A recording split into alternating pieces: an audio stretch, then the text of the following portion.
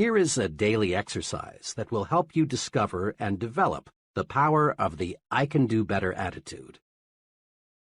Each day before you begin work, devote 10 minutes to thinking, how can I do a better job today?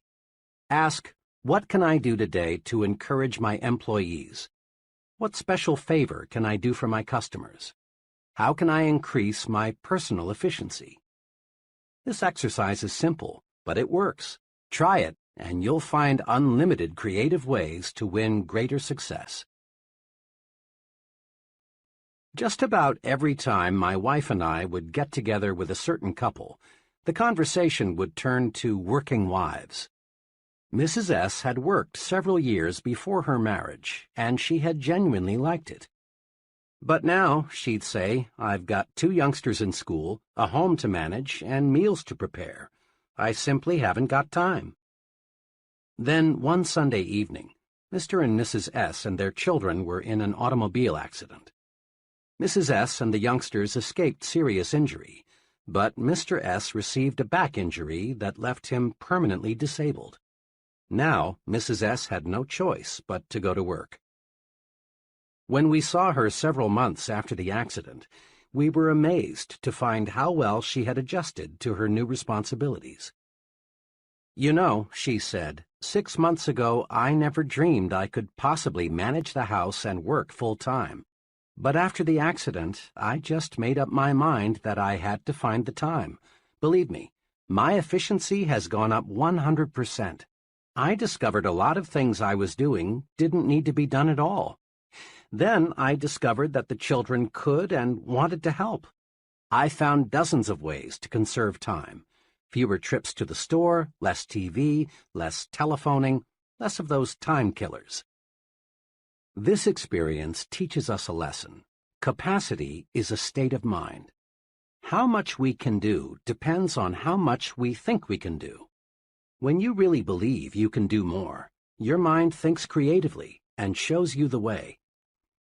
A young bank executive related this personal experience about work capacity. One of the other executives in our bank left us with very short notice. This put our department on the spot.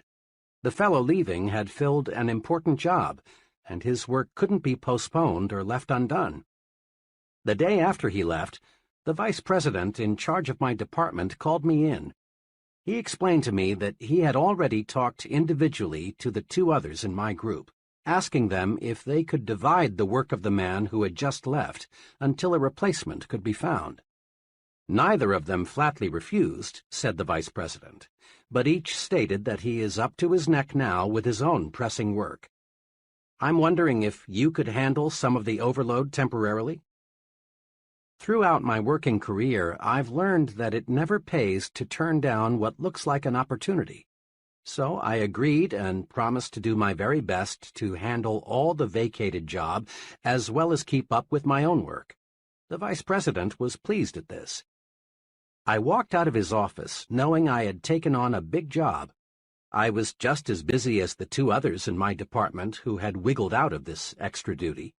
But I was determined to find a way to handle both jobs. I finished up my work that afternoon, and when the offices were closed, I sat down to figure out how I could increase my personal efficiency. I got a pencil and started writing down every idea I could think of.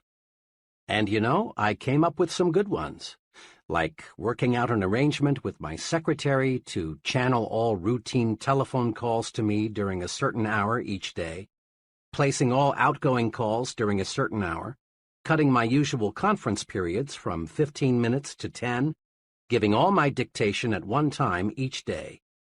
I also discovered my secretary could and was eager to take over a number of little time-consuming details for me. I had been handling my present job for over 2 years, and frankly, I was amazed to discover how much inefficiency I had let creep in. Within a week's time, I was dictating twice as many letters, handling 50% more phone calls, attending half again as many meetings, all with no strain. A couple more weeks passed. The vice president called me in. He complimented me on doing a fine job. He went on to say that he had looked over a number of people from both inside and outside the bank, but he had not yet found the right man. Then he confessed that he had already cleared with the bank's executive committee, and they had authorized him to combine the two jobs, put them both in my charge, and give me a substantial increase in salary. I proved to myself that how much I can do depends on how much I think I can do. Capacity is indeed a state of mind. Every day, it seems, this takes place in the fast-moving world of business. The boss calls in an employee and explains that a special task must be accomplished. Then he says, "I know you've got a lot of work to do, but can you handle this?" Too often the employee replies, "I'm awfully sorry, but I'm all loaded down now. I wish I could take it on, but I'm just too busy." Under the circumstances, the boss doesn't hold it against the employee because it is extra duty, so to speak. But the boss realizes the task must be done, and he'll keep on looking until he finds an employee who is just as busy as the rest, but who feels he can take on more. And this employee is the fellow who will forge ahead. In business, in the home, in the community, the success combination is do what you do better, improve the quality of your output, and do more of what you do, increase the quantity of your output. Convinced it pays to do more and better? Then try this two-step procedure. 1. Eagerly accept the opportunity to do more. It's a compliment to be asked to take on a new responsibility. Accepting greater responsibility on the job makes you stand out and shows that you're more valuable. When your neighbors ask you to represent them on a civic matter, accept. It helps you to become a community leader. 2. Next, concentrate on how can I do more. Creative answers will come. Some of these answers may be better planning and organization of your present work, or taking intelligent shortcuts in your routine activities, or possibly dropping non-essential activities altogether. But let me repeat, the solution for doing more will appear. As a personal policy, I have accepted fully the concept, if you want it done, give it to a busy man. I refuse to work on important projects with persons who have lots of free time. I have learned from painful, expensive experience that the fellow who has plenty of time makes an ineffective work partner. All the successful, competent people I know are busy. When I start something, some project with them, I know it will be satisfactorily completed. I have learned in dozens of instances that I can count on a busy man to deliver. But I have often been disappointed in working with people who have all the time in the world. Progressive business management constantly asks, what can we do to expand output? Why not ask yourself, what can I do to expand my output? Your mind will creatively show you how. In hundreds of interviews with people at all levels, I've made this discovery. The bigger the person, the more apt he is to encourage you to talk. The smaller the person, the more apt he is to preach to you. Big people monopolize the listening. Small people monopolize the talking. Note this also. Top-level leaders in all walks of life spend much more time requesting advice than they do in giving it.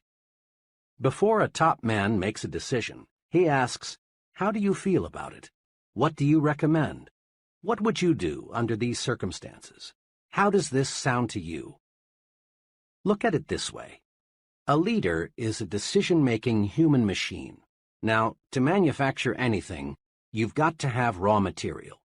In reaching creative decisions, the raw materials are the ideas and suggestions of others.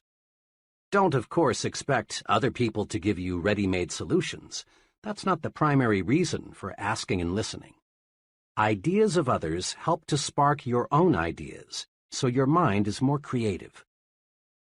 Recently, I participated as a staff instructor in an executive management seminar. The seminar consisted of 12 sessions. One of the highlights of each meeting was a 15-minute discussion by one of the executives on the topic, How I Solved My Most Pressing Management Problem.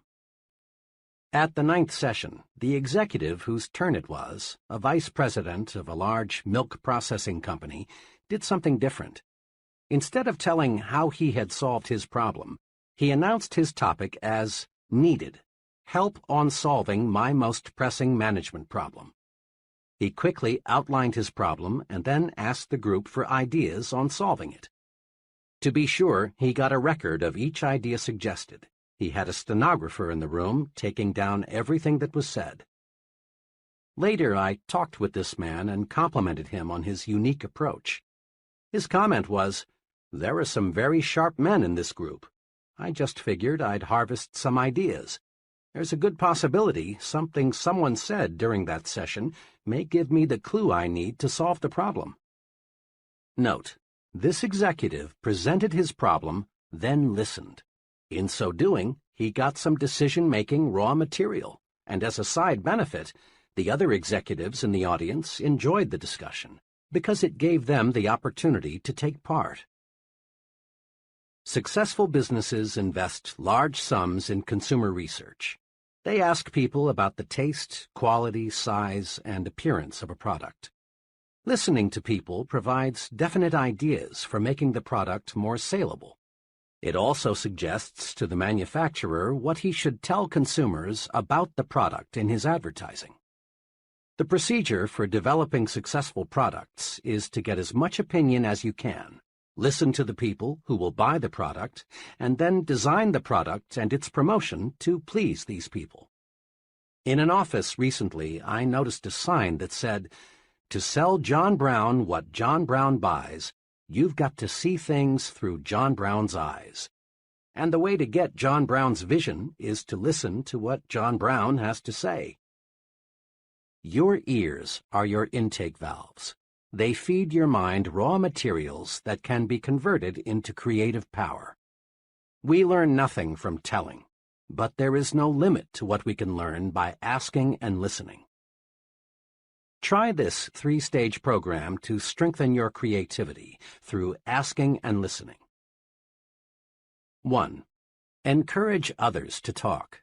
In personal conversation or in group meetings, draw out people with little urges, such as, "Tell me about your experience," or "What do you think should be done about," or "What do you think is the key point?" Encourage others to talk, and you win a double-barreled victory. Your mind soaks up raw material that you can use to produce creative thought, and you win friends. There is no surer way to get people to like you than to encourage them to talk to you. 2. Test your own views in the form of questions. Let other people help you smooth and polish your ideas. Use the "What do you think of this suggestion" approach. Don't be dogmatic. Don't announce a fresh idea as if it were handed down on a gold tablet. Do a little informal research first. See how your associates react to it. If you do, chances are you'll end up with a better idea. 3. Concentrate on what the other person says. Listening is more than just keeping your own mouth shut. Listening means letting what's said penetrate your mind. So often, people pretend to listen when they aren't listening at all. They're just waiting for the other person to pause so they can take over with the talking. Concentrate on what the other person says. Evaluate it. That's how you collect mind food. More and more leading universities are offering advanced management training programs for senior business executives. According to the sponsors, the big benefit of these programs is not that the executives get ready-made formulae that they can use to operate their business more efficiently. Rather, they benefit most from the opportunity to exchange and discuss new ideas. Many of these programs require the executives to live together in college dormitories, thus encouraging bull sessions. Boiled down to one word, the executives benefit most from the stimulation received. A year ago, I directed 2 sessions in a 1-week sales management school in Atlanta, sponsored by the National Sales Executives Incorporated. A few weeks later, I met a salesman friend who worked for one of the sales executives who'd attended the school. "You people at the school sure gave my sales manager a lot of things to do to run our company better," my young friend said. Curious, I asked him specifically what changes he'd noticed. He reeled off a number of things: a revision in the compensation plan, sales meetings twice a month instead of once a month, new business cards and stationery, a revision in sales territories, not one of which was specifically recommended in the training program. The sales manager didn't get a bunch of canned techniques. Instead, he got something much more valuable: the stimulation to think of ideas directly beneficial to his own particular organization. A young accountant for a paint manufacturer told me about a very successful venture of his that was sparked by the ideas of others. "I never had more than a casual interest in real estate," he told me. "I've been a professional accountant for several years now, and I've stuck pretty close to my profession. One day, a realtor friend invited me to be his guest at a luncheon of one of the city's real estate groups. The speaker that day was an older man who had seen the city grow. His talk was about the next 20 years. He predicted that the metropolitan area would continue to grow far out into the surrounding farmland. He also predicted that there would be a record demand for what he called gentleman-size farms, 2 to 5 acres, big enough so the businessman or professional person could have a pool, horses, a garden, and other hobbies that require space. This man's talk really stimulated me. What he described was exactly what I wanted. The next few days, I asked several friends what they thought about the idea of someday owning a 5-acre estate. Everyone I talked to said, in effect, "I'd love that." I continued to think about it and to figure how I could turn the idea into profit. Then one day, as I was driving to work, the answer came out of nowhere. Why not buy a farm and divide it into estates? I figured the land might be worth more in relatively small pieces than in one big piece. 22 miles from the center of the city, I found a worn-out 50-acre farm priced at $8,500. I bought it, paying only 1/3 down and working out a mortgage with the owner for the balance. Next, I planted pine seedlings where there were no trees. I did this because a real estate man, whom I feel knows his business, told me, "People want trees these days, lots of trees." I wanted my prospective buyers to see that in a few years their estate would be covered with beautiful pine trees. Then I got a surveyor to divide the 50 acres into 10 5-acre plots. Now I was ready to start selling. I got several mailing lists of young executives in the city and put on a small-scale direct mail campaign. I pointed out how for only $3,000, the price of a small city lot, they could buy an estate. I also described the potentials for recreation and wholesome living. In 6 weeks' time, working only evenings and on weekends, I sold all 10 plots.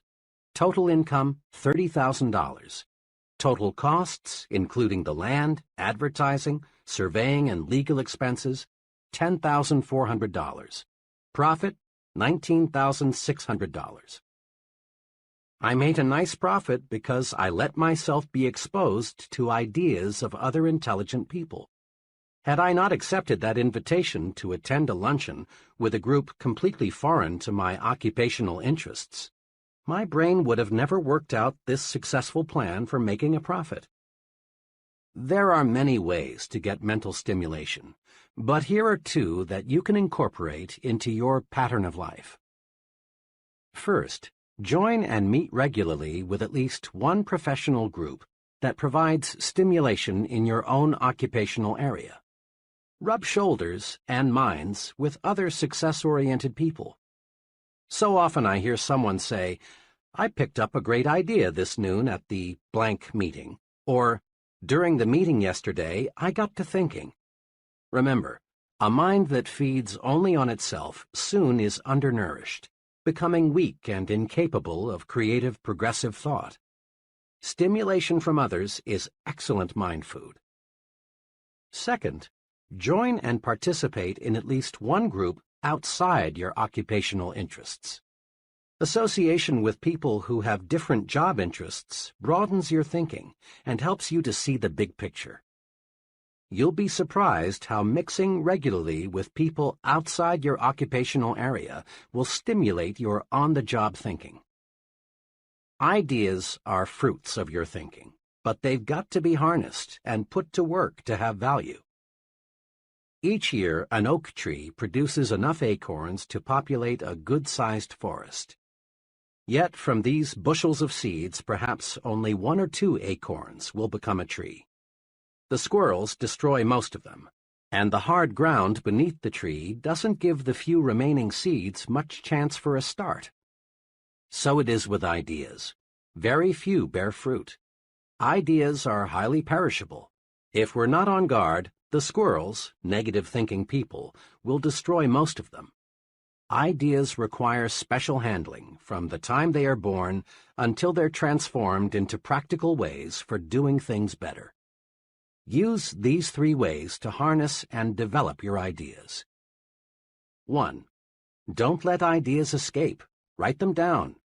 Every day, lots of good ideas are born only to die quickly because they aren't nailed to paper. Memory is a weak slave when it comes to preserving and nurturing brand new ideas. Carry a notebook or some small cards with you. When you get an idea, write it down. A friend who travels a lot keeps a clipboard beside him so that he can write down an idea the instant it occurs to him. People with fertile creative minds know a good idea may sprout any time, any place. Don't let ideas escape, else you destroy the fruits of your thinking. Fence them in. 2. Next, review your ideas. File these ideas in an active file. The file can be an elaborate cabinet or it can be a desk drawer. A shoebox will do. But build a file and then examine your storehouse of ideas regularly. As you go over your ideas, some may, for very good reasons, have no value at all. Get rid of them. But so long as the idea has any promise, keep it. 3. Cultivate and fertilize your idea. Now make your idea grow. Think about it. Tie the idea to related ideas. Read anything you can find that is in any way akin to your idea. Investigate all angles. Then, when the time is ripe, put it to work for yourself, your job, your future. When an architect gets an idea for a new building, he makes a preliminary drawing. When a creative advertising person gets an idea for a new TV commercial, he puts it into storyboard form, a series of drawings that suggest what the idea will look like in finished form. Writers with idea prepare a first draft. Note: shape up the idea on paper. There are 2 excellent reasons for this. When the idea takes tangible form, you can literally look at it, see the loopholes, see what it needs in the way of polish. Then, too, ideas have to be sold to someone. Customers, employees, the boss, friends, fellow club members, investors. Somebody must buy the idea, else it has no value. One summer, I was contacted by 2 life insurance salesmen. Both wanted to work on my insurance program. Both promised to return with a plan for making the needed changes. The first salesman gave me strictly an oral presentation. He told me in words what I needed, but I soon was confused. He brought in taxes, options, Social Security, all the technical details of insurance programming. Frankly, he lost me, and I had to say no. The second salesman used a different approach. He had charted his recommendations. All the details were shown in diagram form. I could grasp his proposal easily and quickly because I could literally see it. He sold me. Resolve to put your ideas in saleable form. An idea written or in some sort of picture or diagram form has many times more selling power than the idea presented only in oral form. Use these tools and think creatively. 1. Believe it can be done. When you believe something can be done, your mind will find the ways to do it. Believing a solution paves the way to solution. Eliminate impossible, won't work, can't do, no use trying from your thinking and speaking vocabularies. 2. Don't let tradition paralyze your mind. Be receptive to new ideas. Be experimental. Try new approaches. Be progressive in everything you do. 3. Ask yourself daily, how can I do better? There is no limit to self-improvement. When you ask yourself, how can I do better, sound answers will appear. Try it and see. 4.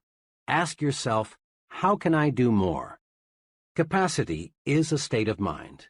Asking yourself this question puts your mind to work to find intelligent shortcuts. The success combination in business is do what you do better, improve the quality of your output, and do more of what you do, increase the quantity of your output. 5. Practice asking and listening. Ask and listen, and you'll obtain raw material for reaching sound decisions. Remember, big people monopolize the listening. Small people monopolize the talking. 6. Stretch your mind. Get stimulated. Associate with people who can help you think of new ideas, new ways of doing things. Mix with people of different occupational and social interests. Chapter 6. You are what you think you are. It's obvious. Much human behavior is puzzling. Have you ever wondered why a salesperson will greet one customer with an alert, "Yes, sir, may I serve you?" but virtually ignore another? Or why a man will open a door for one woman but not for another? Or why an employee will consistently carry out the instructions of one superior but only grudgingly do what another superior requests? Or why we will pay close attention to what one person says but not to another? Look around you. You'll observe some people receiving the "Hey, Mac" or "Hey, buddy" treatment, while others receive the sincere and important "Yes, sir" treatment. Watch. You'll observe that some people command confidence, loyalty, and admiration, while others do not. Look closer still, and you'll also observe that those persons who command the most respect are also the most successful. What is the explanation? It can be distilled into one word: thinking.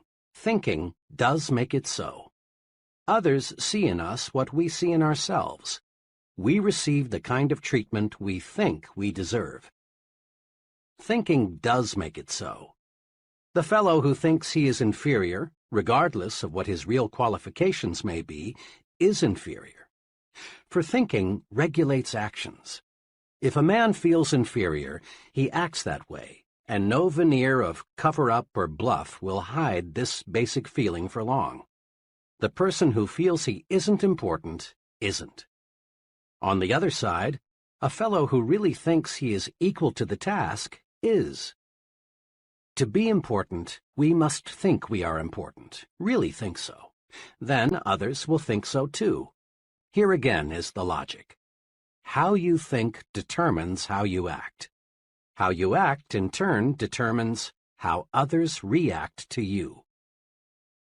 Like other phases of your personal program for success, winning respect is fundamentally simple. To gain the respect of others, you must first think you deserve respect.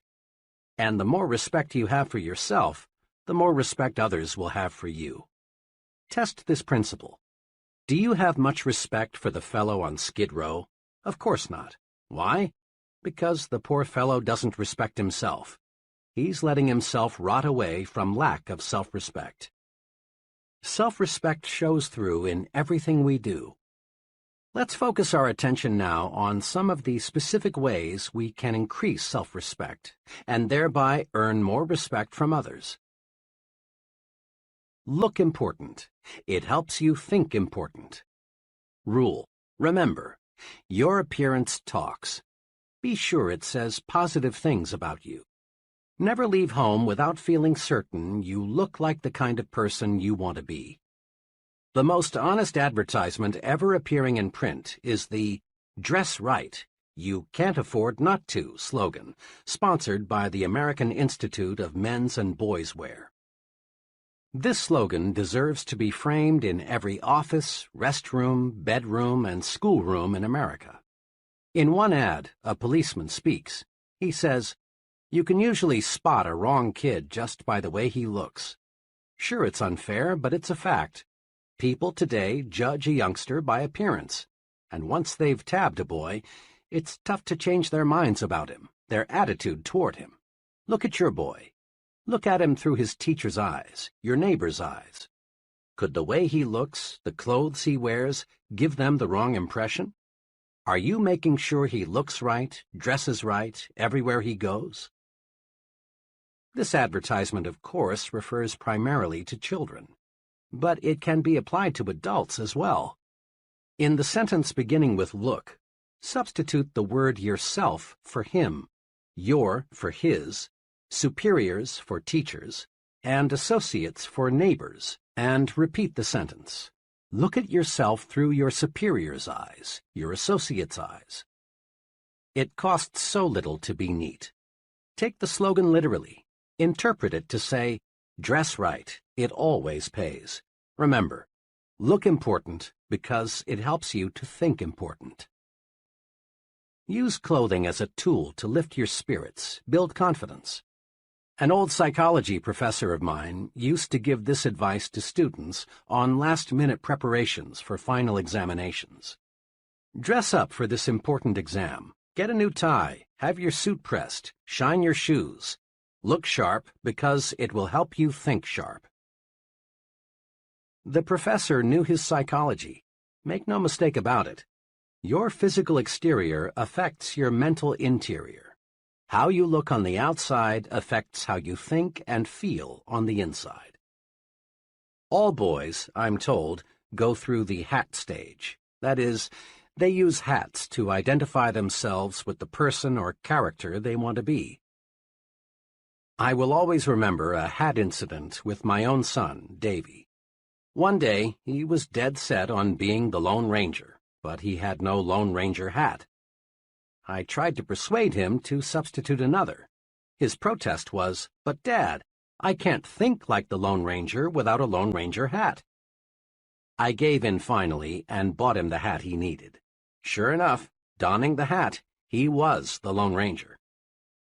I often recall that incident because it says so much about the effect of appearance on thinking. Anyone who has ever served in the Army knows a soldier feels and thinks like a soldier when he is in uniform. A woman feels more like going to a party when she is dressed for a party. By the same token, an executive feels more like an executive when he is dressed like one.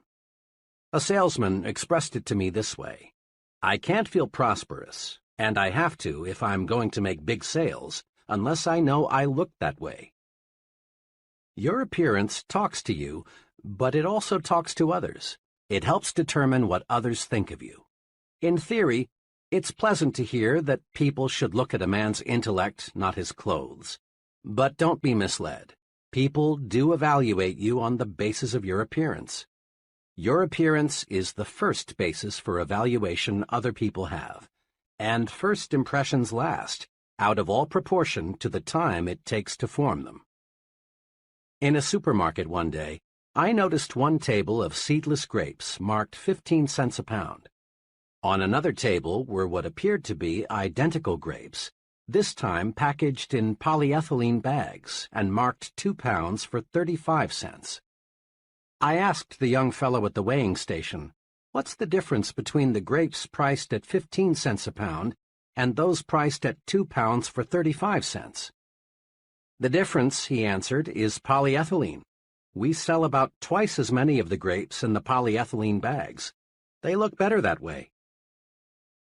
Think about the grape example the next time you're selling yourself.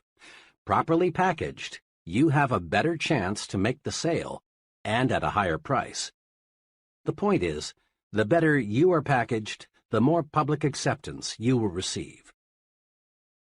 Tomorrow, Watch who is shown the most respect and courtesy in restaurants, on buses, in crowded lobbies, in stores, and at work. People look at another person, make a quick and often subconscious appraisal, and then treat them accordingly. We look at some people and respond with the "Hey, Mac" attitude. We look at others and respond with the "Yes, sir" feeling. Yes, a person's appearance definitely talks. The well-dressed person's appearance says positive things. It tells people, here is an important person, intelligent, prosperous, and dependable. This man can be looked up to, admired, trusted. He respects himself, and I respect him. The shabby-looking fellow's appearance says negative things. It says, here is a person who isn't doing well. He's careless, inefficient, unimportant. He's just an average person. He deserves no special consideration. He's used to being pushed around.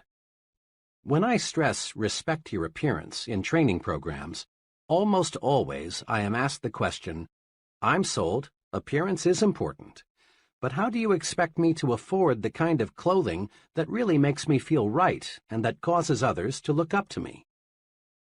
That question puzzles many people. It plagued me for a long time. But the answer is really a simple one. Pay twice as much and buy half as many. Commit this answer to memory, then practice it.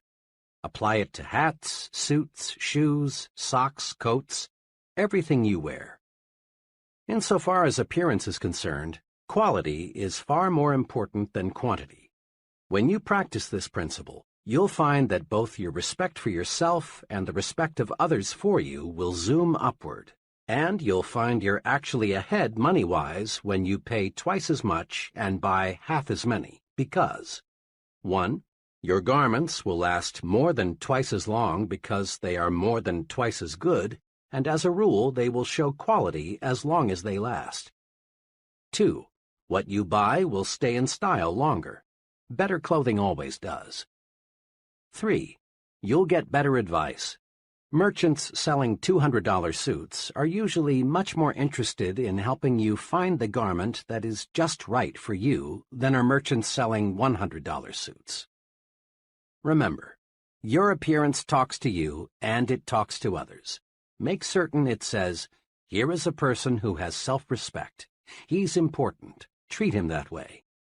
You owe it to others, but more important, you owe it to yourself to look your best.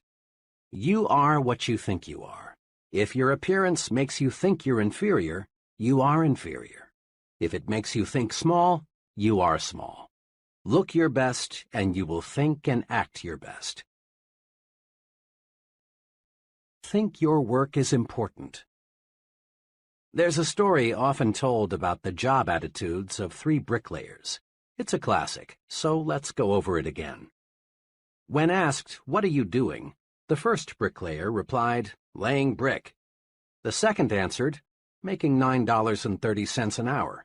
And the third said, "Me? Why, I'm building the world's greatest cathedral." Now, the story doesn't tell us what happened to these bricklayers in later years, but what do you think happened? Chances are that the first 2 bricklayers remained just that, bricklayers. They lacked vision. They lacked job respect. There was nothing behind them to propel them forward to greater success. But you can wager every cent you have the bricklayer who visualized himself as building a great cathedral did not remain a bricklayer. Perhaps he became a foreman, or perhaps a contractor, or possibly an architect. He moved forward and upward. Why? Because thinking does make it so. Bricklayer number 3 was tuned to thought channels that pointed the way to self-development in his work. Job thinking tells a lot about a person and his potential for larger responsibility. A friend who operates a personnel selection firm said this to me recently. One thing we always look for in appraising a job applicant for a client is how the applicant thinks about his present job. We are always favorably impressed when we find that an applicant thinks his present job is important, even though there may be something about it he doesn't like. Why? Simply this: if the applicant feels his present job is important, odds are that he will take pride in his next job, too. We've found an amazingly close correlation between a person's job respect and his job performance. Like your appearance, the way you think toward your work says things about you to your superiors, associates, and subordinates. In fact, to everyone with whom you come in contact. A few months ago, I spent several hours with a friend who is personnel director for an appliance manufacturer. We talked about building men. He explained his personnel audit system and what he had learned from it. "We have about 800 non-production people," he began. "Under our personnel audit system, an assistant and I interview each employee every 6 months. Our purpose is simple. We want to learn how we can help him in his job. We think this is a good practice because each person working with us is important, else he wouldn't be on the payroll. We are careful not to ask the employees any point-blank questions. Instead, we encourage him to talk about whatever he wants to. We aim to get his honest impressions. After each interview, we fill out a rating form on the employee's attitudes toward specific aspects of his job. Now here's something I've learned," he went on. "Our employees fit into one of two categories, Group A and Group B, on the basis of how they think toward their jobs. The persons in Group B talk mainly about security, company retirement plans, sick leave policy, extra time off, what we're doing to improve the insurance program, and if they will be asked to work overtime next March as they were last March. They also talk a lot about disagreeable features of their job, things they don't like in fellow workers, and so on. People in Group B, and they include close to 80% of all non-production personnel, view their jobs as a sort of necessary evil. The Group A fellow sees his job through different glasses. He is concerned about his future and wants concrete suggestions on what he can do to make faster progress. He doesn't expect us to give him anything except a chance. The Group A people think on a broader scale. They make suggestions for improving the business. They regard these interviews in my office as constructive. But the Group B people often feel our personnel audit system is just a brainwashing affair, and they're glad to get it over with. Now, there's a way I check attitudes and what they mean to job success. All recommendations for promotions, pay increases, and special privileges are channeled to me by the employee's immediate supervisor. Almost invariably, it's a Group A person who was recommended. And again, almost without exception, problems come from the Group B category. "The biggest challenge in my job," he said, "is to try and help people move from Group B to Group A.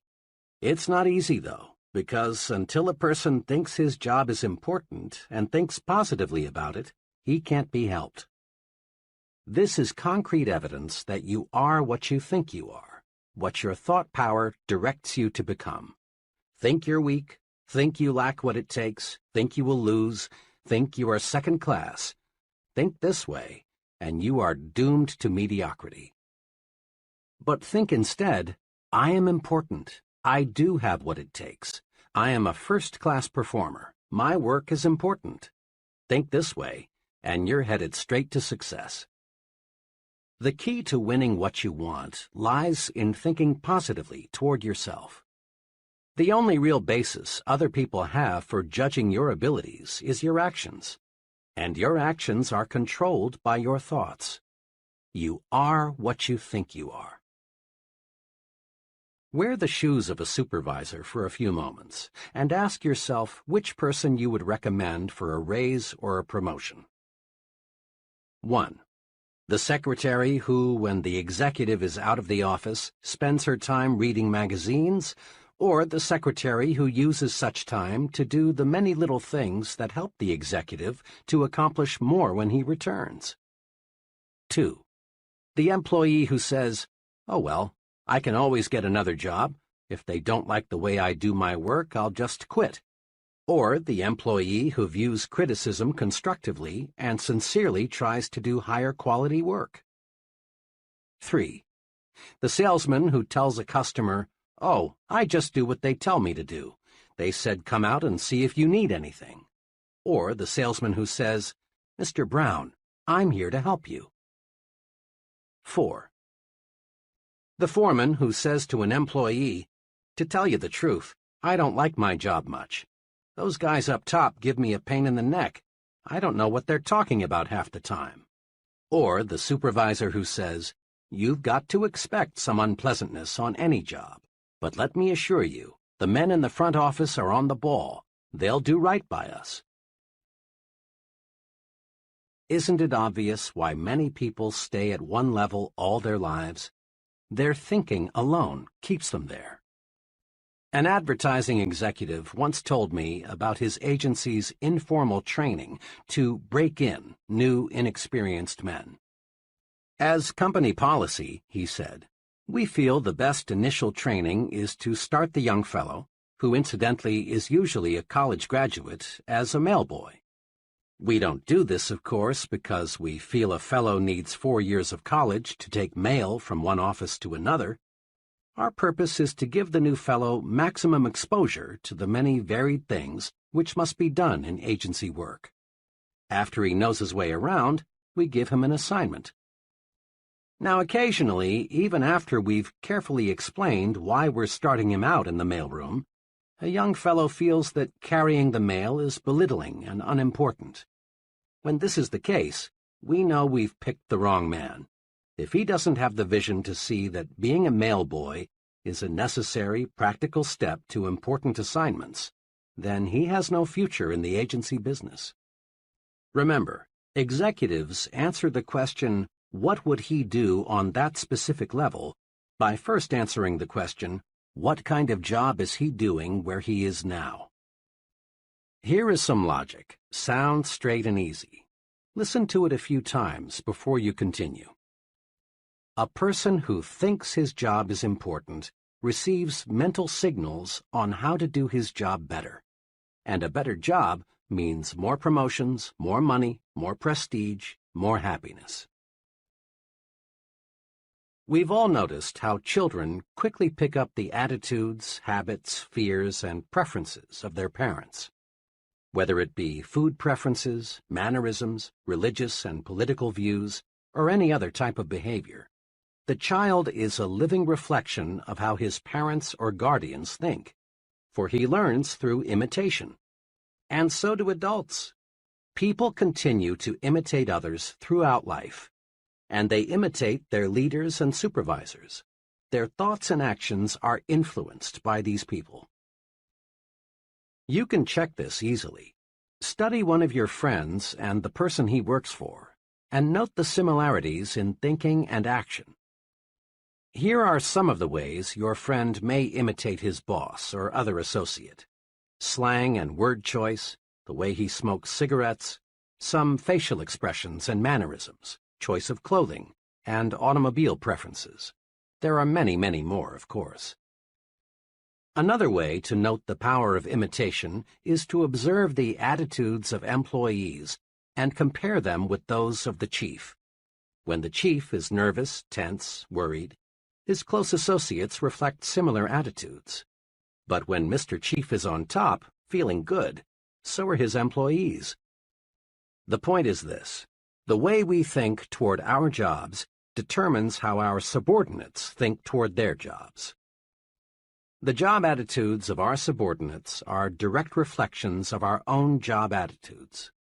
It's well to remember that our points of superiority and weakness show up in the behavior of those who report to us, just as a child reflects the attitudes of his parents.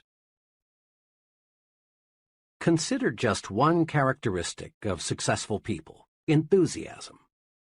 Ever notice how an enthusiastic salesperson in a department store gets you, the customer, more excited about the merchandise? Or have you observed how an enthusiastic minister or other speaker has a wide-awake, alert, enthusiastic audience? If you have enthusiasm, those around you will have it too. But how does one develop enthusiasm? The basic step is simple. Think enthusiastically. Build in yourself an optimistic, progressive glow, a feeling that this is great and I'm 100% for it. You are what you think. Think enthusiasm, and you'll be enthusiastic. To get high-quality work, be enthusiastic about the job you want done. Others will catch the enthusiasm you generate, and you'll get first-class performance.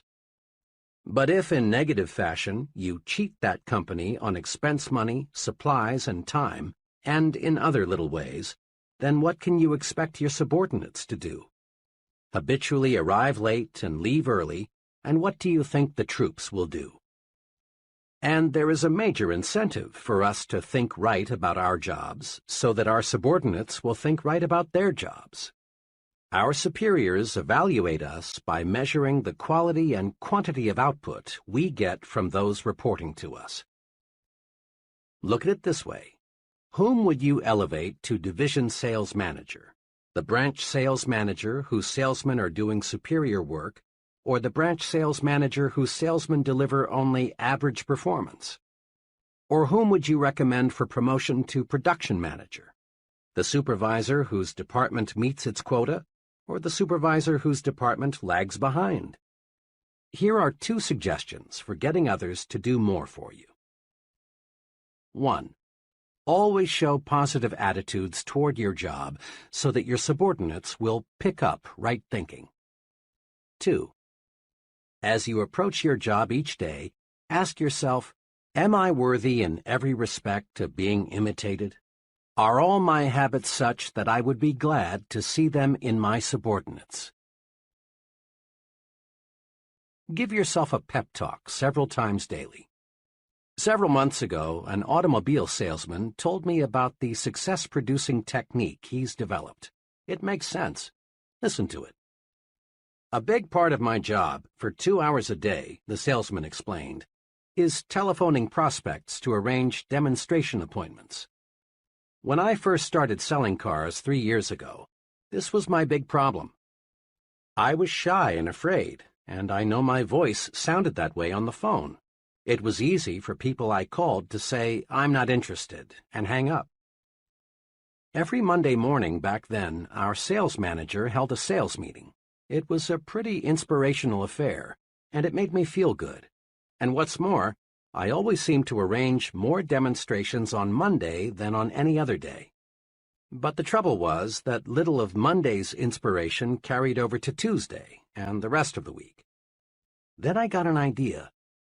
If the sales manager can pep me up, why can't I pep myself up?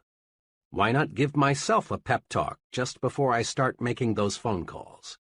That day, I decided to try it. Without telling anyone, I walked out on the lot and found a vacant car. Then, for several minutes, I talked to myself. I told myself, I'm a good car salesman, and I'm going to be the best. I sell good cars, and I give good deals. The people I'm phoning need those cars, and I'm going to sell them. Well, from the very beginning, this self-supercharging paid off. I felt so good, I didn't dread making those calls. I wanted to make them. I no longer go out on the lot and sit in a car to give myself a pep talk, but I still use the technique. Before I dial a number, I silently remind myself that I'm a top-notch salesman and I'm going to get results, and I do. That's a pretty good idea, isn't it? To be on top, you've got to feel like you're on top. Give yourself a pep talk and discover how much bigger and stronger you feel. Recently, in a training program I conducted, each person was asked to give a 10-minute talk on being a leader. One of the trainees gave a miserable presentation. His knees literally shook and his hands trembled. He forgot what he was going to say.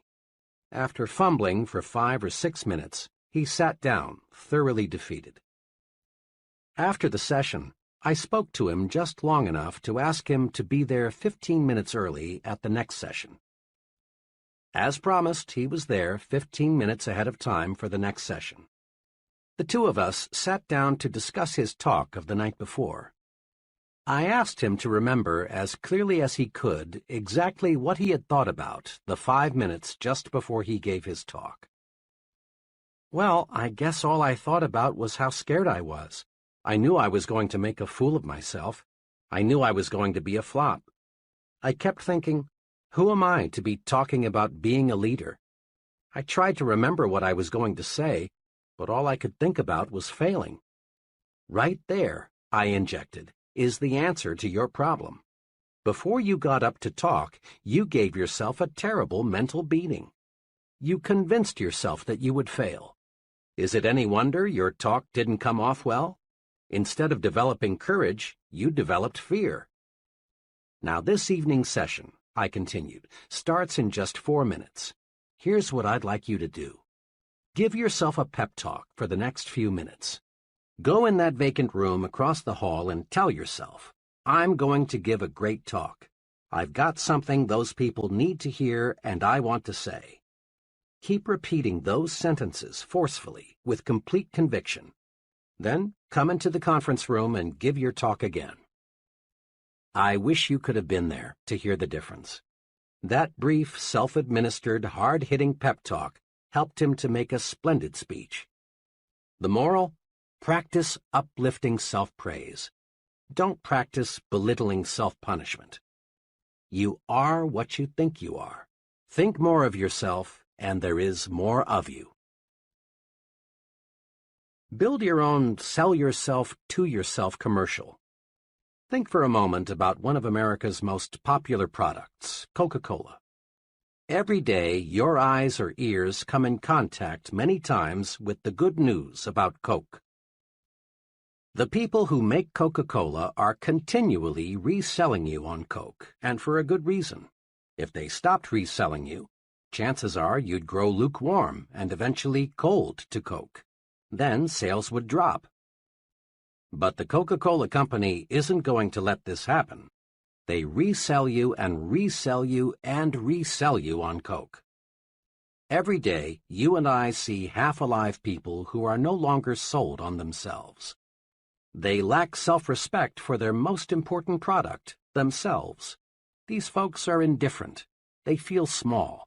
They feel like nobodies, and because they feel that way, that's what they are.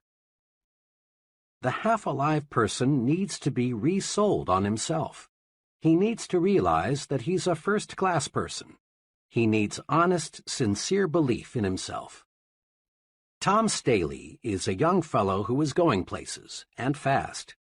Tom regularly resells himself on himself 3 times every day, with what he calls Tom Staley's 60-second commercial. He carries his personalized commercial in his billfold at all times. Here is exactly what it says. Tom Staley, meet Tom Staley, a really important person. Tom, you're a big thinker, so think big. Think big about everything. You've got plenty of ability to do a first-class job, so do a first-class job. Tom, you believe in happiness, progress, and prosperity, so talk only happiness, talk only progress, talk only prosperity. You have lots of drive, Tom, lots of drive. So put that drive to work. Nothing can stop you, Tom, nothing. Tom, you're enthusiastic. Let your enthusiasm show through. You look good, Tom, and you feel good. Stay that way. Tom Staley, you were a great fellow yesterday, and you're going to be an even greater fellow today. Now go to it, Tom. Go forward. Tom credits his commercial with helping him become a more successful, dynamic person. Before I started selling myself to myself, says Tom, I thought I was inferior to just about anybody and everybody. Now I realize that I've got what it takes to win, and I'm winning, and I'm always going to win. Here's how to build your sell yourself to yourself commercial. First, select your assets, your points of superiority. Ask yourself, what are my best qualities? Don't be shy in describing yourself. Next, put these points down on paper in your own words. Write your commercial to you. Reread Tom Staley's commercial. Notice how he talks to Tom. Talk to yourself. Be very direct. Don't think of anyone but you as you say your commercial. Third, Practice your commercial out loud in private at least once a day. It helps a lot to do this before a mirror. Put your body into it. Repeat your commercial forcefully with determination. Make your blood travel faster through your body. Get yourself warmed up. Fourth, read your commercial silently several times every day. Read it before you tackle anything that demands courage. Read it every time you feel let down. Keep your commercial handy at all times, then use it. Just one thing more. A lot of people, maybe even a majority, may laugh at this success-rewarding technique. That's because they refuse to believe that success comes from managed thinking. But please, don't accept the judgment of average people. You are not average. If you have any doubts as to the basic soundness of the sell yourself to yourself principle, ask the most successful person you know what he thinks about it. Ask him, and then start selling yourself to yourself. Upgrade your thinking. Think like important people think. Upgrading your thinking upgrades your actions, and this produces success. Here is an easy way to help you make more of yourself by thinking like important people think. Use the following form as a guide. How am I thinking checklist? Situation, when I worry. Ask yourself, would an important person worry about this? Would the most successful person I know be disturbed about this? Situation, an idea. Ask yourself, what would an important person do if he had this idea? Situation, my appearance. Ask yourself, do I look like someone who has maximum self-respect? Situation, my language. Ask yourself, am I using the language of successful people?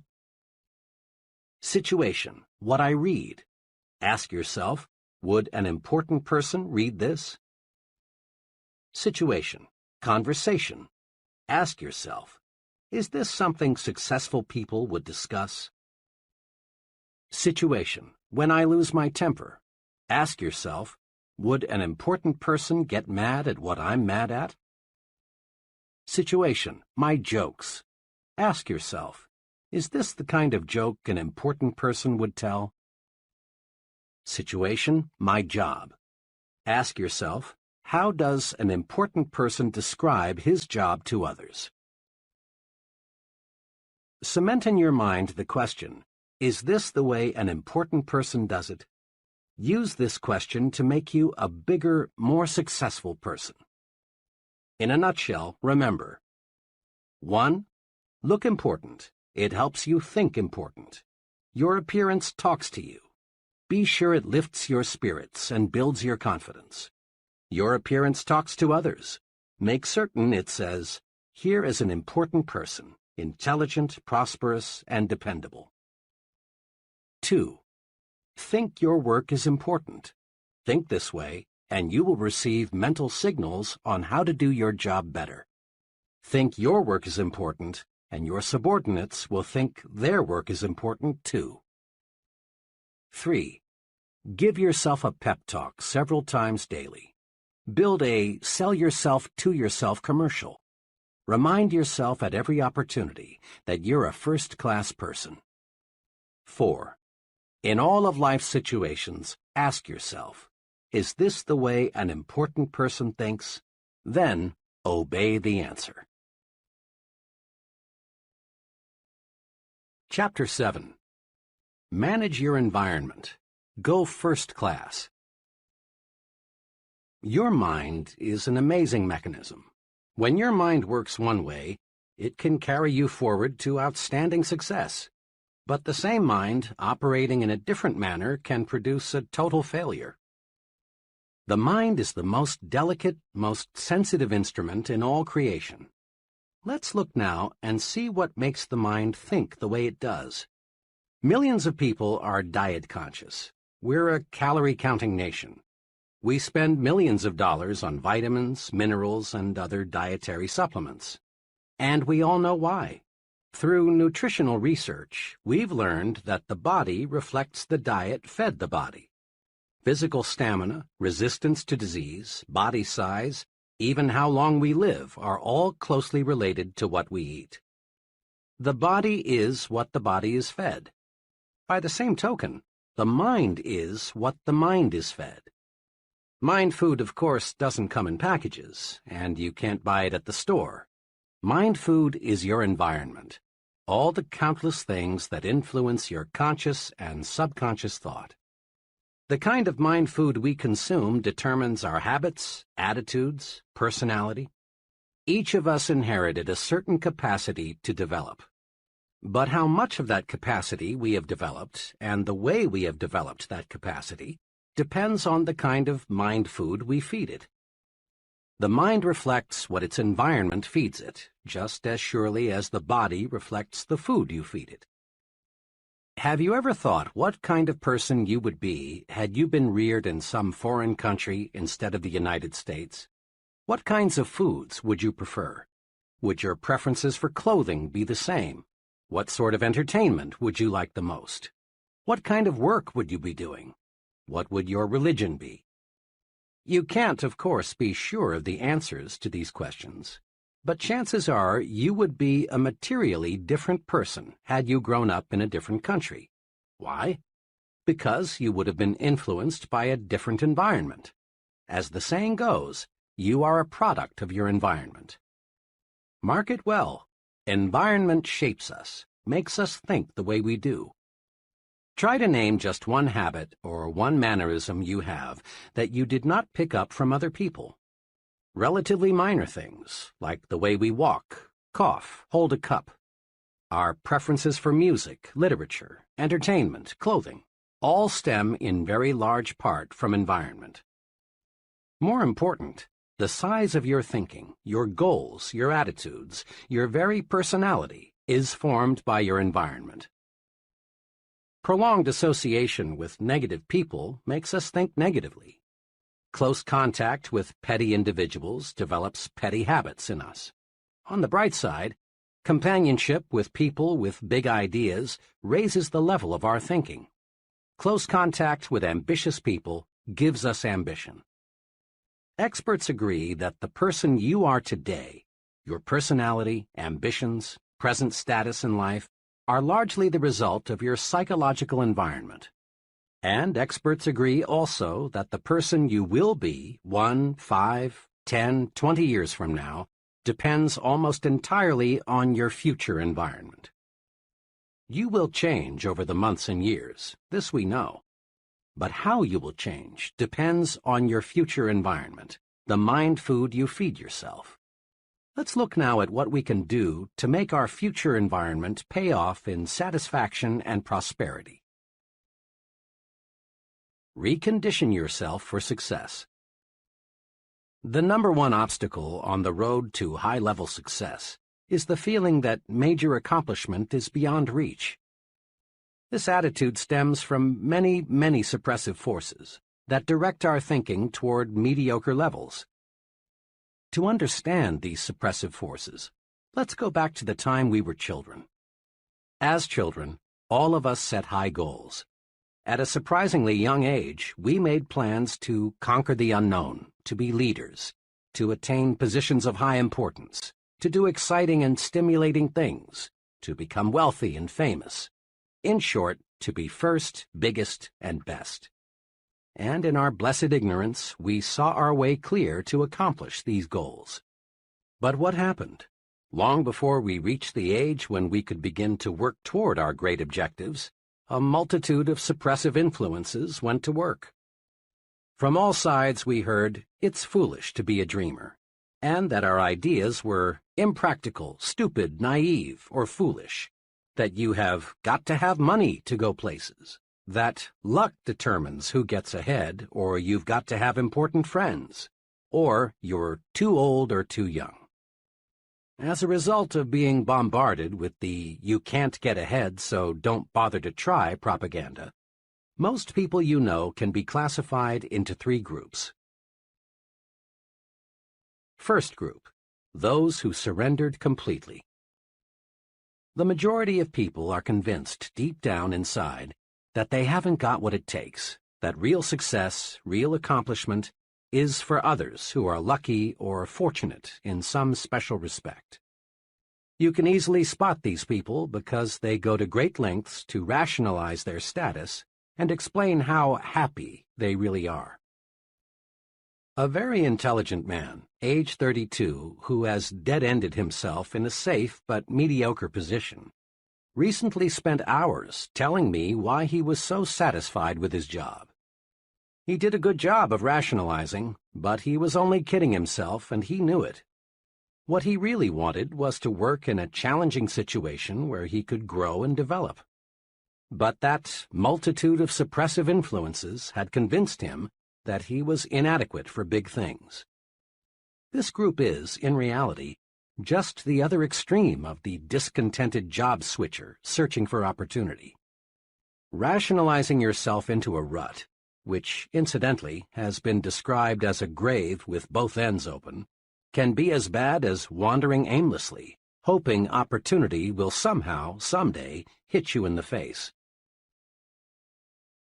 Second group, those who surrendered partially. A second but much smaller group enters adult life with considerable hope for success. These people prepare themselves, they work, they plan, but after a decade or so, resistance begins to build up. Competition for top-level jobs looks rugged. This group then decides that greater success is not worth the effort. They rationalize, we're earning more than the average, and we live better than the average. Why should we knock ourselves out? Actually, this group has developed a set of fears: fear of failure, fear of social disapproval, fear of insecurity, fear of losing what they already have. These people aren't satisfied because, deep down, they know they have surrendered. This group includes many talented, intelligent people who elect to crawl through life because they are afraid to stand up and run. Third group, those who never surrender. This group, maybe 2 or 3% of the total, doesn't let pessimism dictate, doesn't believe in surrendering to suppressive forces, doesn't believe in crawling. Instead, these people live and breathe success. This group is the happiest because it accomplishes the most. These people become top salesmen, top executives, top leaders in their respective fields. These people find life stimulating, rewarding, worthwhile. These people look forward to each new day, each new encounter with other people, as adventures to be lived fully. Let's be honest. All of us would like to be in the third group, the one that finds greater success each year, the one that does things and gets results. To get and stay in this group, however, we must fight off the suppressive influences of our environment. To understand how persons in the first and second groups will unwittingly try to hold you back, study this example. Suppose you tell several of your average friends with the greatest sincerity, "Someday, I'm going to be vice president of this company." What will happen? Your friends will probably think you are joking. And if they should believe you mean it, chances are they will say, "You poor guy, you sure have a lot to learn." Behind your back, they may even question whether you have all your marbles. Now, assume you repeat the same statement with equal sincerity to the president of your company. How will he react? One thing is certain: he will not laugh. He will look at you intently and ask himself, "Does this fellow really mean this?" But he will not, we repeat, laugh. Because big men do not laugh at big ideas. Or suppose you tell some average people you plan to own an expensive home, and they may laugh at you because they think it's impossible. But tell your plan to a person already living in an expensive home, and he won't be surprised. He knows it isn't impossible because he's already done it. Remember, people who tell you it cannot be done almost always are unsuccessful people, are strictly average or mediocre at best in terms of accomplishment. The opinions of these people can be poison. Develop a defense against people who want to convince you that you can't do it. Accept negative advice only as a challenge to prove that you can do it. Be extra cautious about this. Don't let negative thinking people, negators, destroy your plan to think yourself to success. Negators are everywhere, and they seem to delight in sabotaging the positive progress of others. During college, I buddied for a couple of semesters with W.W. He was a fine friend, the kind of fellow who would loan you a little money when you were short, or help you in many little ways. Despite this fine loyalty, W.W. was just about 100% sour and bitter toward life, the future, opportunity. He was a real negator. During that period, I was an enthusiastic reader of a certain newspaper columnist who stressed hope, the positive approach, opportunity. When W.W. would find me reading this columnist, or when her column was mentioned, he'd swing verbally and say, "Oh, for Pete's sake, Dave, read the front page. That's where you learn about life. You ought to know that columnist is just making a quick buck, dishing out sweet sauce for the weak." When our discussions turned to getting ahead in life, W.W. was right there with his money-making formula. In his own words, it went like this. "Dave, there are just 3 ways to make money these days. 1, marry a rich woman. 2, steal in a nice, clean, legal way. Or 3, get to know the right people, somebody with plenty of pull." W.W. was always prepared to defend his formula with examples. Sticking to the front page, he was quick to cite that one labor leader in 1,000 who had siphoned off a pile of money from the union till and got away with it. He kept his eyes open for that rare marriage of the fruit picker to Miss Millionaire.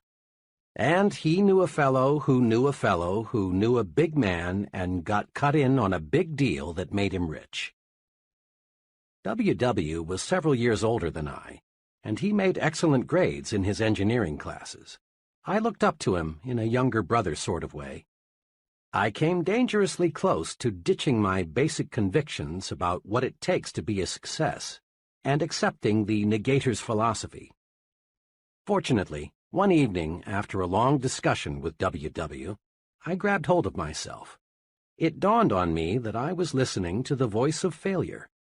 It seemed to me W.W. was talking more to convince himself than he was to convert me to his way of thinking.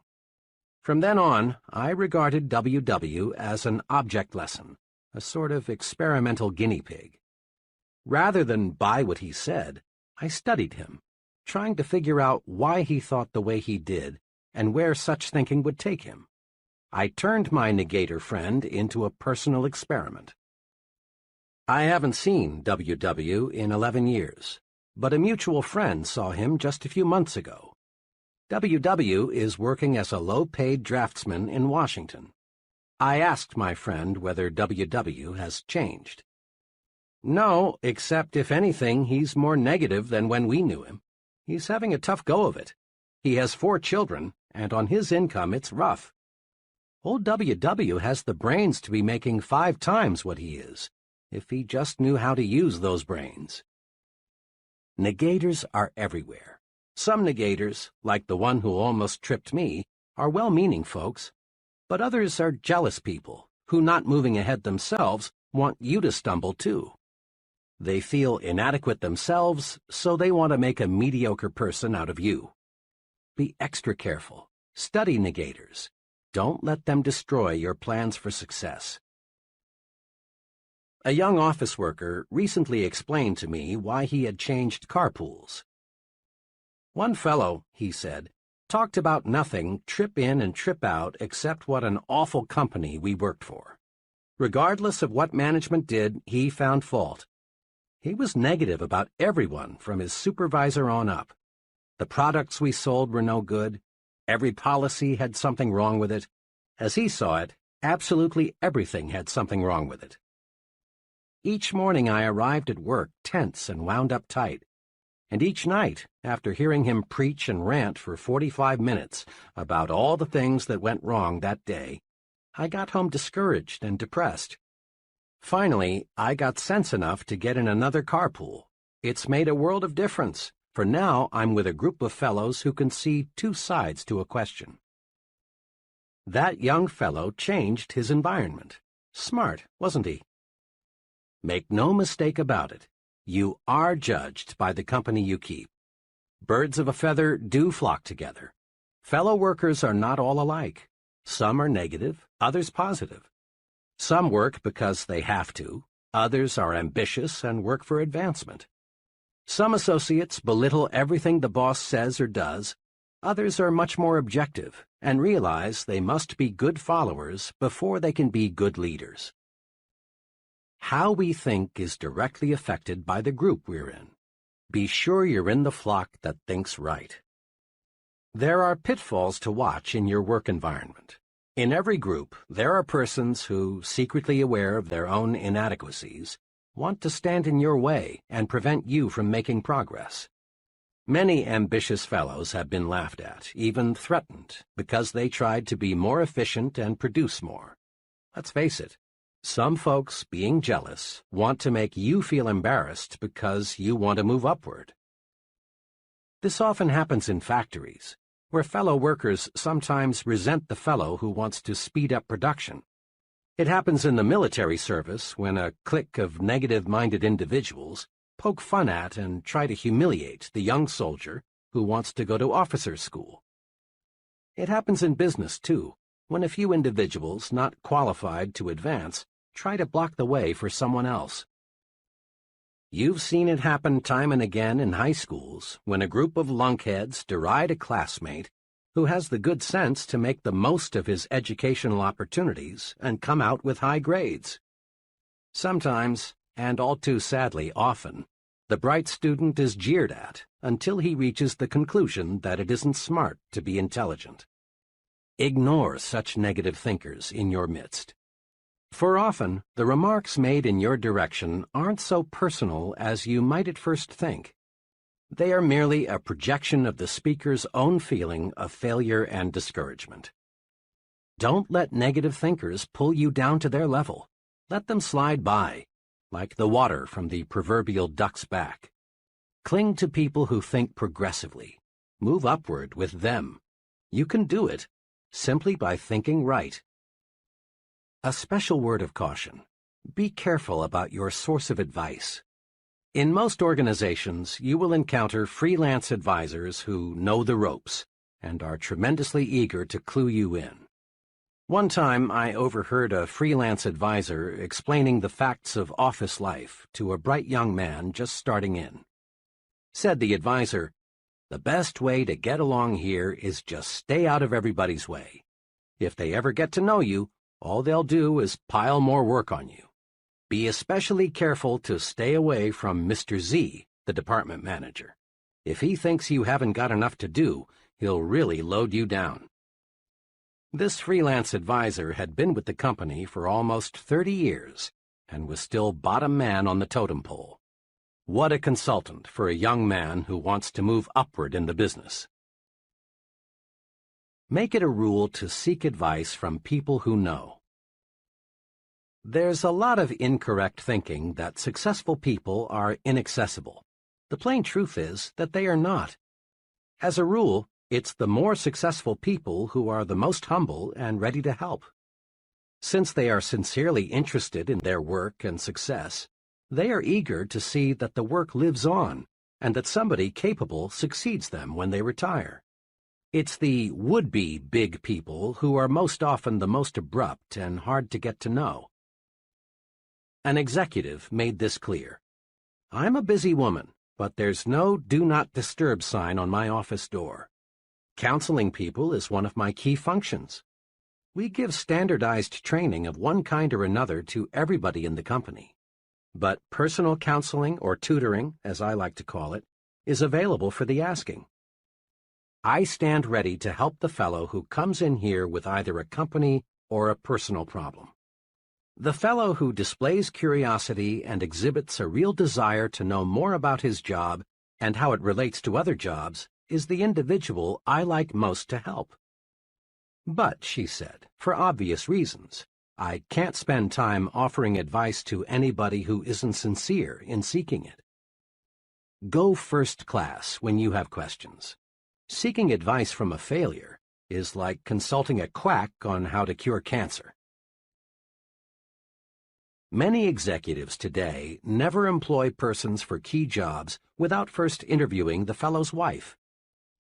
One sales executive explained to me, "I want to be sure the prospective salesman has his family behind him, a cooperative family that won't object to travel, irregular hours, and other inconveniences which are part of selling, a family that will help the salesman over those inevitable rough spots."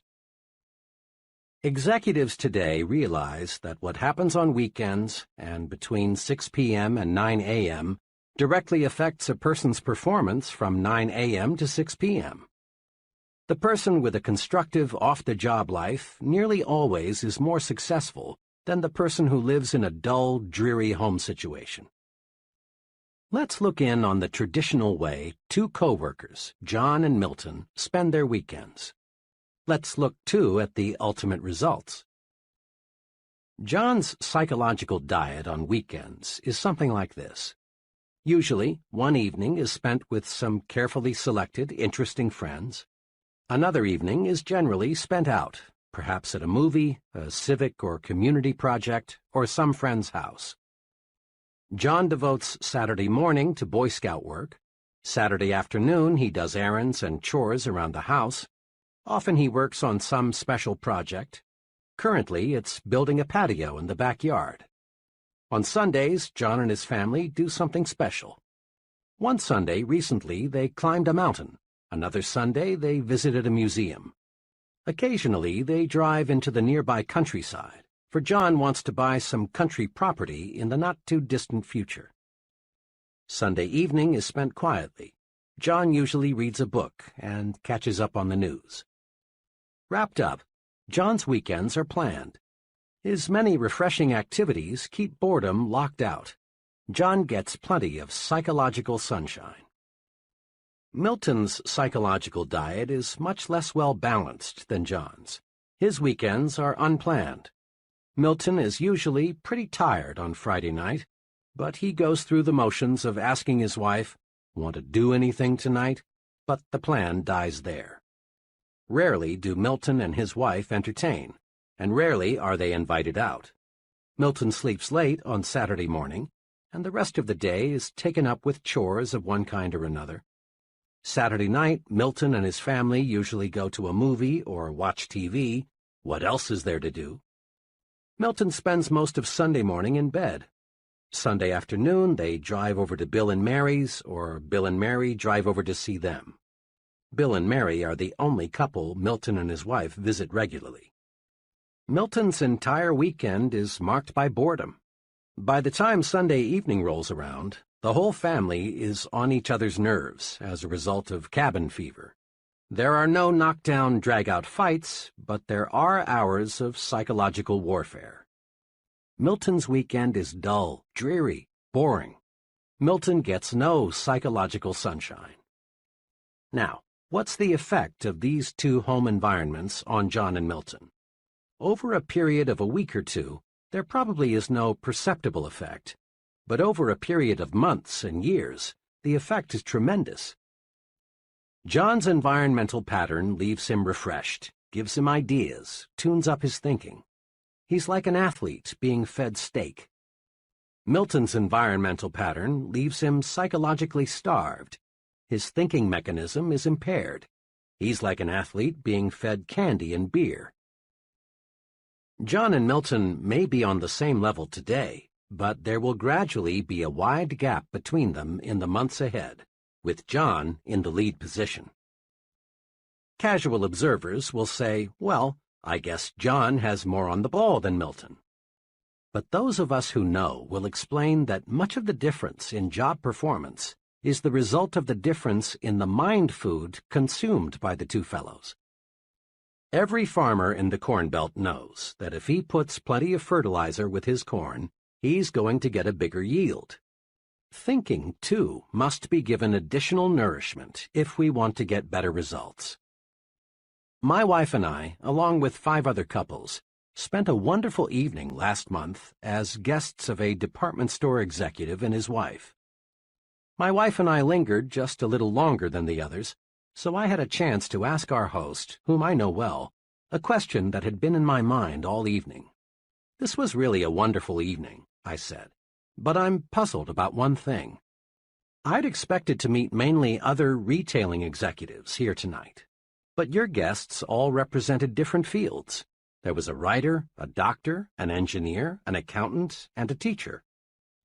He smiled and said, "Well, we often do entertain retailing people, but Helen and I find it's very refreshing to mix with people who do something else for a living. I'm afraid if we confined our entertaining to people who have only interests similar to our own, we'd find ourselves in the old well-known rut. Besides," he went on, "people are my business. Every day, thousands of people of every occupational group imaginable visit our store. The more I can learn about other people, their ideas, interests, viewpoints, the better job I can do in giving them the merchandise and service they want and will buy." Here are a few simple do's to help make your social environment first class. 1. Do circulate in new groups. Restricting your social environment to the same small group produces boredom, dullness, dissatisfaction. Equally important, remember that your success-building program requires that you become an expert in understanding people. Trying to learn all there is to know about people by studying one small group is like trying to master mathematics by reading one short book. Make new friends, join new organizations, enlarge your social orbit. Then, too, variety in people, like variety in anything else, adds spice to life and gives it a broader dimension. It's good mind food. 2. Do select friends who have views different from your own. In this modern age, the narrow individual hasn't much future. Responsibility and positions of importance gravitate to the person who is able to see both sides. If you're a Republican, make sure you have some friends who are Democrats, and vice versa. Get to know people of different religious faiths. Associate with opposites, but just be sure they are persons with real potential. 3. Do select friends who stand above petty, unimportant things. Folks who are more concerned with the square footage of your home or the appliances you have or don't have than with your ideas and your conversation are inclined to be petty. Guard your psychological environment. Select friends who are interested in positive things, friends who really do want to see you succeed. Find friends who breathe encouragement into your plans and ideals. If you don't, if you select petty thinkers as your close friends, you'll gradually develop into a petty thinker yourself. We're a poison-conscious nation. Body poison, that is. Every restaurateur is on guard against food poisoning. Just a couple of cases of it, and his patrons won't come near his place. We've got tons of laws to protect the public against hundreds of body poisons. We put, or should put, poisons on the top shelves so the kids can't reach them. We go to any extreme to avoid body poison, and it's good that we do. But there's another type of poison, perhaps a little more insidious, thought poison, commonly called gossip. Thought poison differs from body poison in two ways.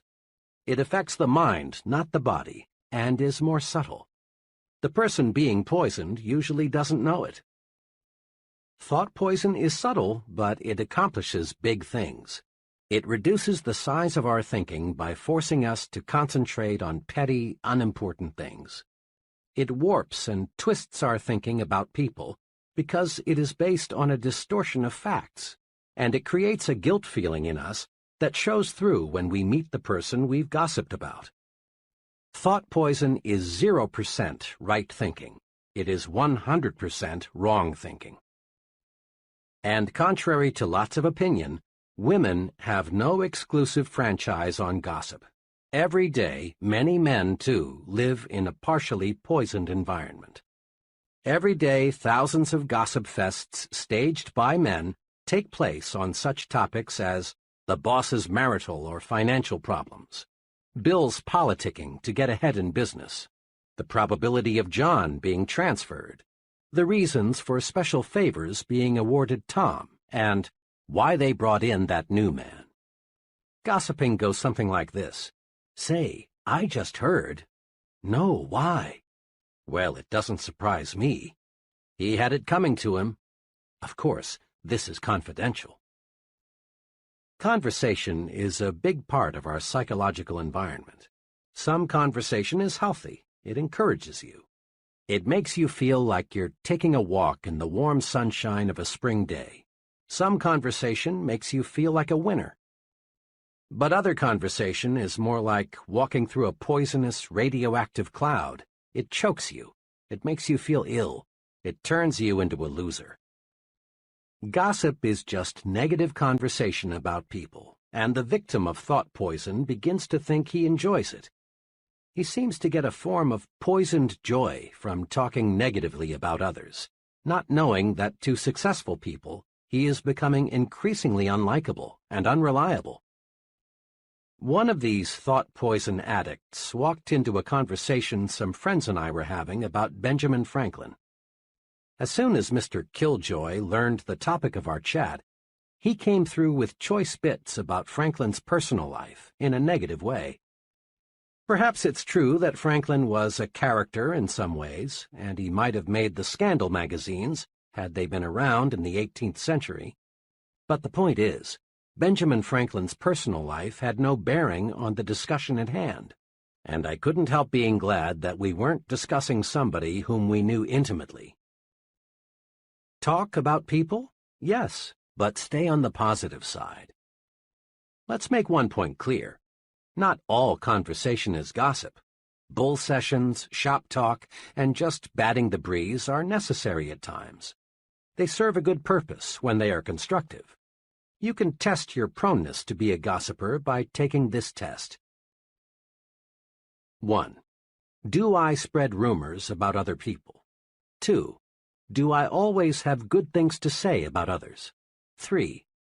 Do I like to hear reports of a scandal? 4. Do I judge others only on the basis of facts?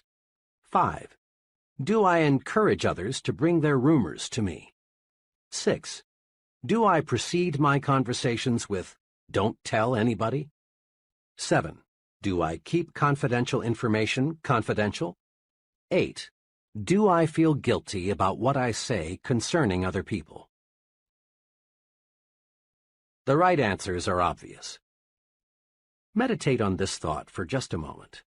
Taking an axe and chopping your neighbor's furniture to pieces won't make your furniture look one bit better. And using verbal axes and grenades on another person doesn't do one thing to make you a better you or me a better me. Go first class. That is an excellent rule to follow in everything you do, including the goods and services you buy. Once, to prove the unconditional truth of the go first class thinking, I asked a group of trainees to give one example of how they had been penny-wise and pound-foolish. Here are some sample replies. I bought a low-priced suit from an offbeat retailer. Thought I got a bargain, but the suit was simply no good. My car needed a new automatic transmission. Took it to an alley garage that agreed to do the job for $25 less than an authorized dealer. The new transmission lasted 1,800 miles, and the garage wouldn't make it right. For months, I ate at a real greasy spoon trying to save money. The place wasn't clean, the food wasn't good, the service, well, you couldn't call it that, and the clientele was a bunch of down-at-heelers.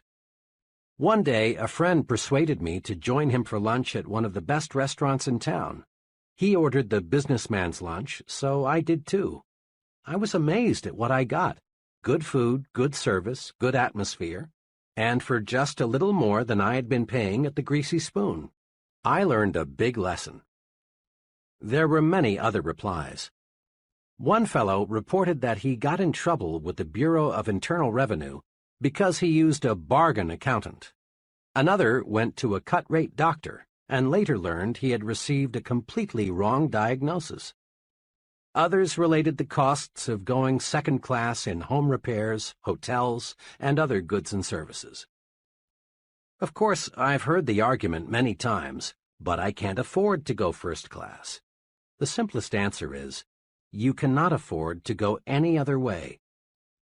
Certainly in the long run, going first class actually costs you less than going second class. Then, too, it's better to have fewer things and have quality than to have many things and have junk. It's better, for example, to have one really good pair of shoes than to have 3 pairs of second-class shoes. People rate you for quality, often subconsciously, perhaps. Develop an instinct for quality. It pays, and it costs no more, often costs less, than second class. Make your environment make you successful. 1. Be environment conscious.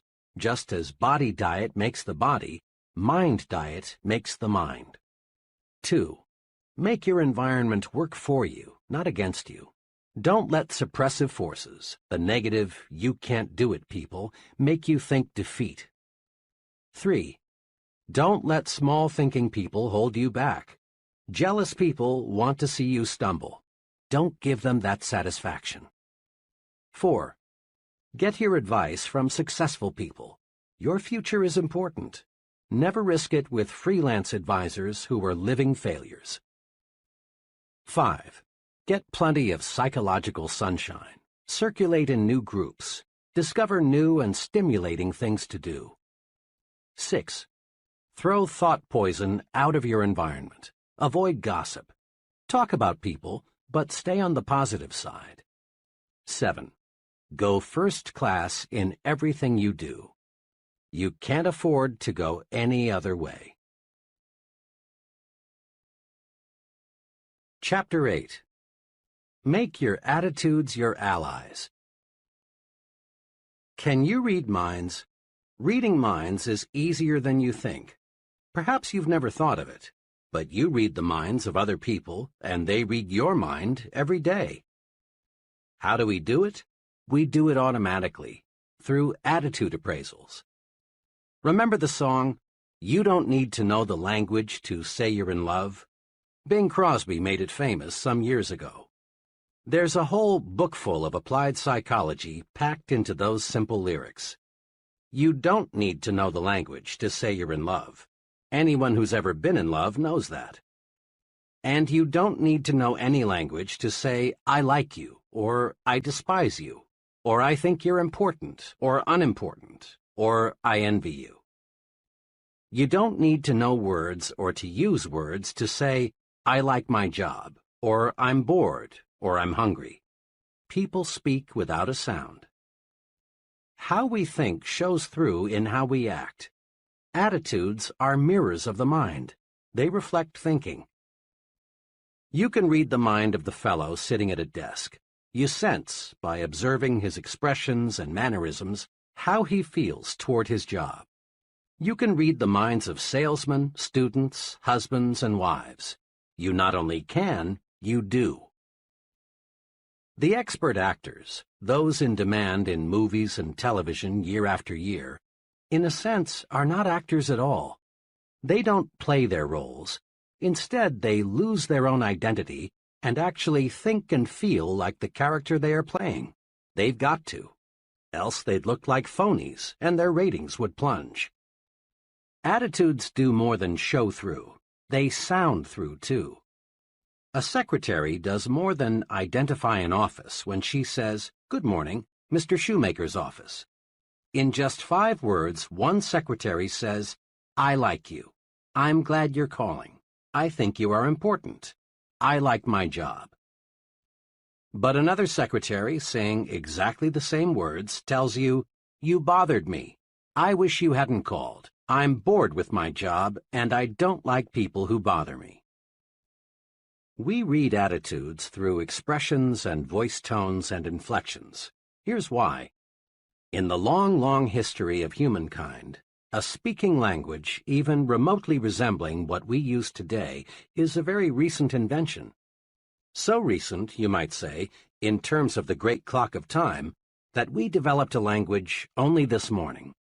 For millions and millions of years, people got by with little more than moans and groans and grunts and growls. So for millions of years, people communicated with other people by body and facial expressions and sounds, not words. And we still communicate our attitudes, our feelings toward people and things, the same way.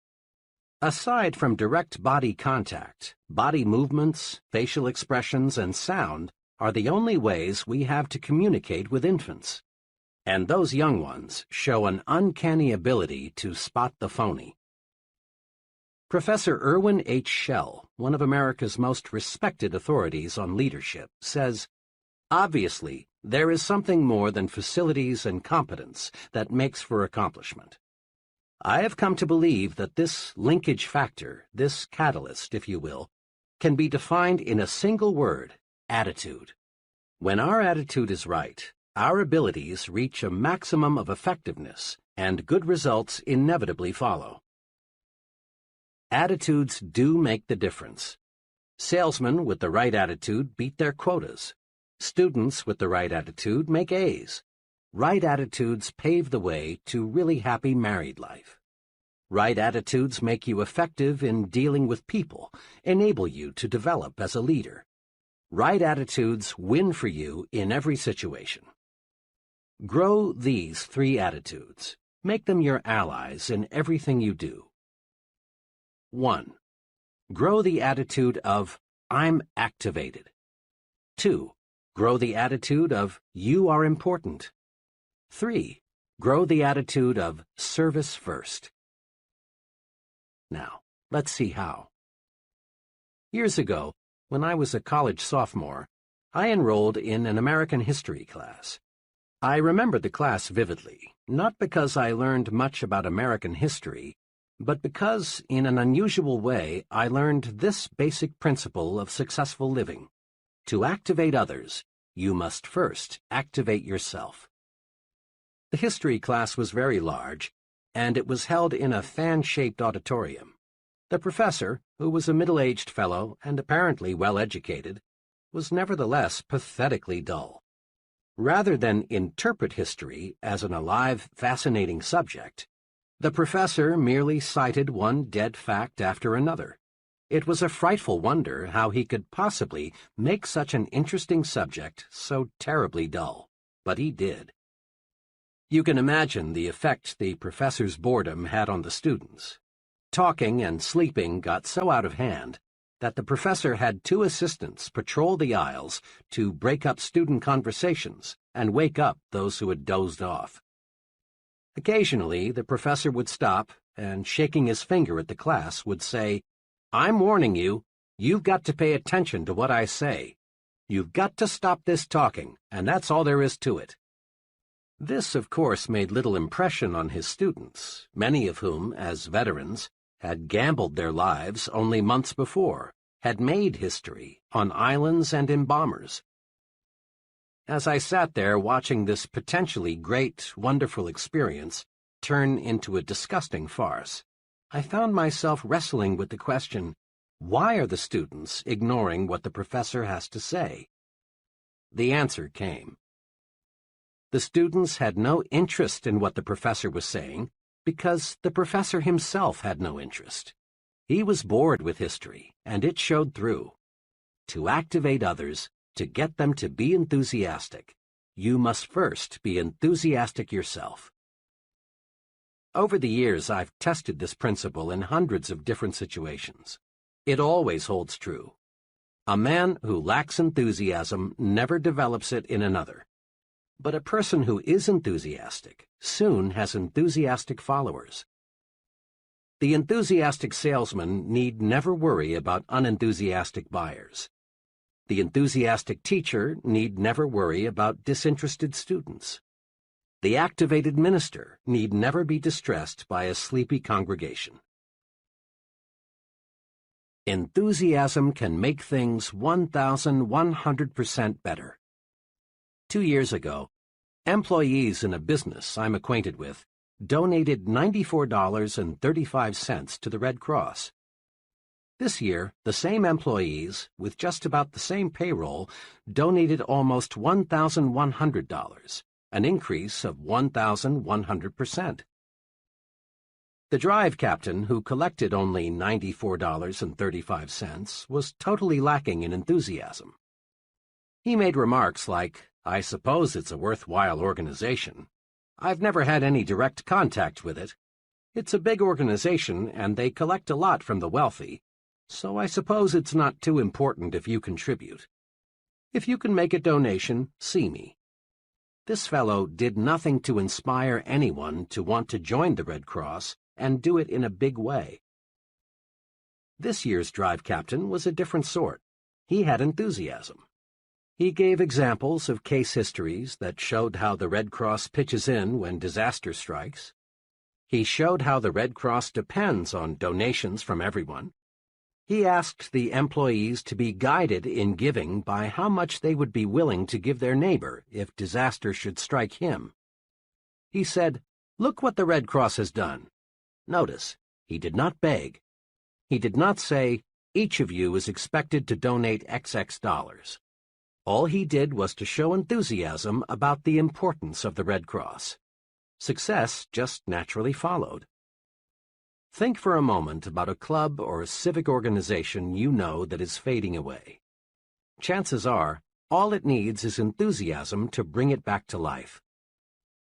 Results come in proportion to enthusiasm applied. Enthusiasm is simply, "This is great. Here's why." Here is a 3-step procedure that will help you to develop the power of enthusiasm. 1. Dig into it deeper. Make this little test. Think of 2 things in which you have little or no interest, maybe cards, certain kinds of music, a sport. Now ask yourself, how much do I really know about these things? Odds are 100 to 1 that your answer is not much. I confess that for years I had absolutely no interest in modern art. It was just so many botched-up lines, until I let a friend who knows and loves modern art explain it to me. Really, now that I've dug into it, I find it fascinating. That exercise supplies one important key for building enthusiasm. To get enthusiastic, learn more about the thing you are not enthusiastic about. Chances are you are quite unenthusiastic about bumblebees. But if you study bumblebees, find out what good they do, how they relate to other bees, how they reproduce, where they live in winter. If you find out all you can about bumblebees, you will soon find yourself really interested in bumblebees. To show trainees how enthusiasm can be developed through the dig into it deeper technique, I sometimes use a greenhouse example. In a deliberately casual way, I ask the group, "Are any of you interested in manufacturing and selling greenhouses?" Not once have I gotten an affirmative answer. Then I make a few points about greenhouses. I remind the group how, as our standard of living rises, people become more and more interested in non-necessities. I suggest how much Mrs. America would enjoy growing her own orchids and orange blossoms. I point out that if tens of thousands of families can afford private swimming pools, millions could afford greenhouses, because greenhouses are relatively inexpensive. I show them that if you could sell a $600 greenhouse to only one family in 50, you'd develop a $600 million business in producing greenhouses, and perhaps a $250 million industry supplying plants and seeds. The only difficulty with this exercise is that the group, 10 minutes before completely cold about greenhouses, now is so enthusiastic they don't want to move on to the next subject. Use the dig into it deeper technique to develop enthusiasm toward other people. Find out all you can about another person, what he does, his family, his background, his ideas and ambitions, and you'll find your interest in and enthusiasm about him mounting. Keep digging, and you're certain to find some common interests. Keep digging, and you'll eventually discover a fascinating person. The dig into it deeper technique works also in developing enthusiasm toward new places. Several years ago, some young friends of mine decided to move from Detroit to a small town in mid-Florida. They sold their home, closed out their business connections, said goodbye to their friends, and were gone. 6 weeks later, they were back in Detroit. The reason had nothing to do with employment. Rather, as they put it, we just couldn't stand living in a small town. Besides, all our friends are in Detroit. We just had to come back. In later conversations with these people, I learned the real reason why they didn't like the small Florida city. During their short stay there, they had taken only a surface view of the community, its history, its plans for the future, its people. They moved their bodies to Florida, but left their minds in Detroit. I've talked with dozens of executives, engineers, and salesmen who have developed career trouble because their companies want to move them to another location, but they don't want to go. I just can't see moving to Chicago, or San Francisco, or Atlanta, or New York, or Miami, is a remark spoken many times a day. There's one way to build enthusiasm toward a new location. Simply resolve to dig into the new community. Learn all you can about it. Mix with the people. Make yourself feel and think like a community citizen from the very first day. Do this, and you'll be enthusiastic about your new environment. Today, millions of Americans invest in corporate securities. But there are many millions more who have no interest at all in the stock market. That's because they are people who have not familiarized themselves with what the securities market is, how it operates, the day-to-day romance of American business. To get enthusiasm about anything, people, places, things, dig into it deeper. Dig into it deeper, and you'll develop enthusiasm. Put this principle to work next time you must do something you don't want to do. Put this principle to work next time you find yourself becoming bored. Just dig in deeper, and you dig up interest. 2. In everything you do, life it up. Enthusiasm, or lack of it, shows through in everything you do and say. Life up your handshaking. When you shake hands, shake. Make your hand clasp say, "I'm glad to know you. I am glad to see you again." A conservative, mouse-like handshake is worse than no handshake at all. It makes people think, this guy is more dead than alive. Try to find a highly successful person with a conservative handshake. You'll have to look a long, long time. Life up your smiles. Smile with your eyes. Nobody likes an artificial, pasted-on, rubbery smile. When you smile, smile. Show a few teeth. Maybe your teeth aren't attractive, but that's really unimportant. For when you smile, people don't see your teeth. They see a warm, enthusiastic personality, someone they like. Life up your thank yous. A routine, automatic thank you is almost like saying gleep gleep. It's just an expression. It says nothing. It doesn't accomplish results. Make your thank you mean thank you very much. Life up your talk. Dr. James F. Bender, the noted speech authority, in his excellent book, How to Talk Well, says, "Is your good morning really good? Are your congratulations enthusiastic? Does your how are you sound interested? When you make a habit of coloring your words with sincere feelings, you'll notice a great uptake in your ability to hold attention." People go along with the fellow who believes what he says. Say it with life. Put vitality into your speaking. Whether you are talking to a garden club, a prospect, or your children, put enthusiasm behind what you say. A sermon delivered enthusiastically may be remembered for months, even years. But a sermon delivered without enthusiasm will be mostly forgotten 167 hours before next Sunday rolls around. And when you put life in your talk, you automatically put more life in you. Just try this right now. Say out loud with force and vigor, "I feel great today." Now, don't you actually feel better than you did before you said it? Make yourself alive all over. Life it up. Be sure everything you do and say tells people, that fellow is alive. He means it. He's going places. 3. Broadcast good news. You and I have been in many situations when someone burst in and said, "I've got good news." Immediately, this person gets 100% attention from everyone present. Good news does more than get attention. Good news pleases people. Good news develops enthusiasm. Good news even promotes good digestion. Just because there are more broadcasters of bad news than there are broadcasters of good news, don't be misled. No one ever won a friend, no one ever made money, no one ever accomplished anything by broadcasting bad news. Transmit good news to your family. Tell them the good that happened today. Recall the amusing, pleasant things you experienced, and let the unpleasant things stay buried.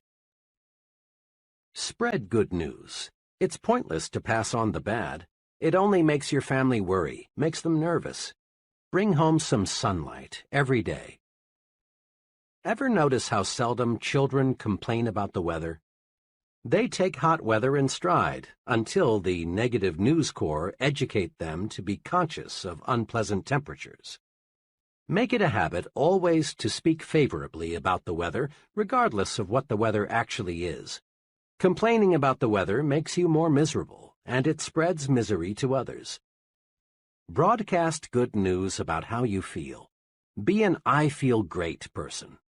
Just say, I feel great, at every possible opportunity, and you will feel better.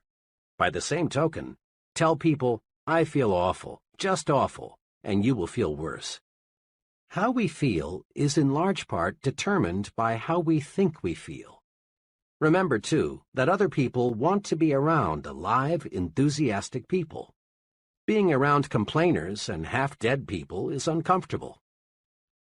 Transmit good news to the people you work with. Give them encouragement. Compliment them at every opportunity.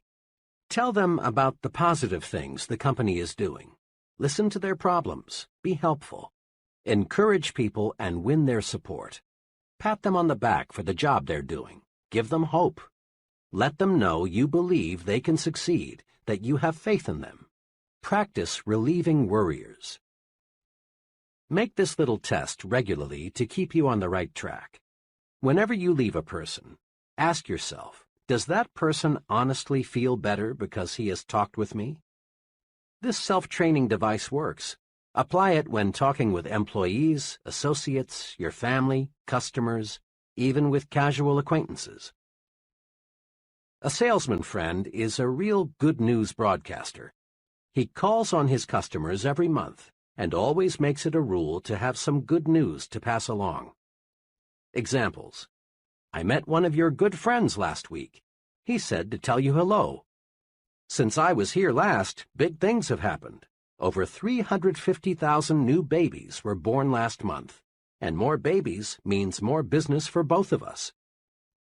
Usually, we think of bank presidents as overly reserved, unemotional people who never really warm up.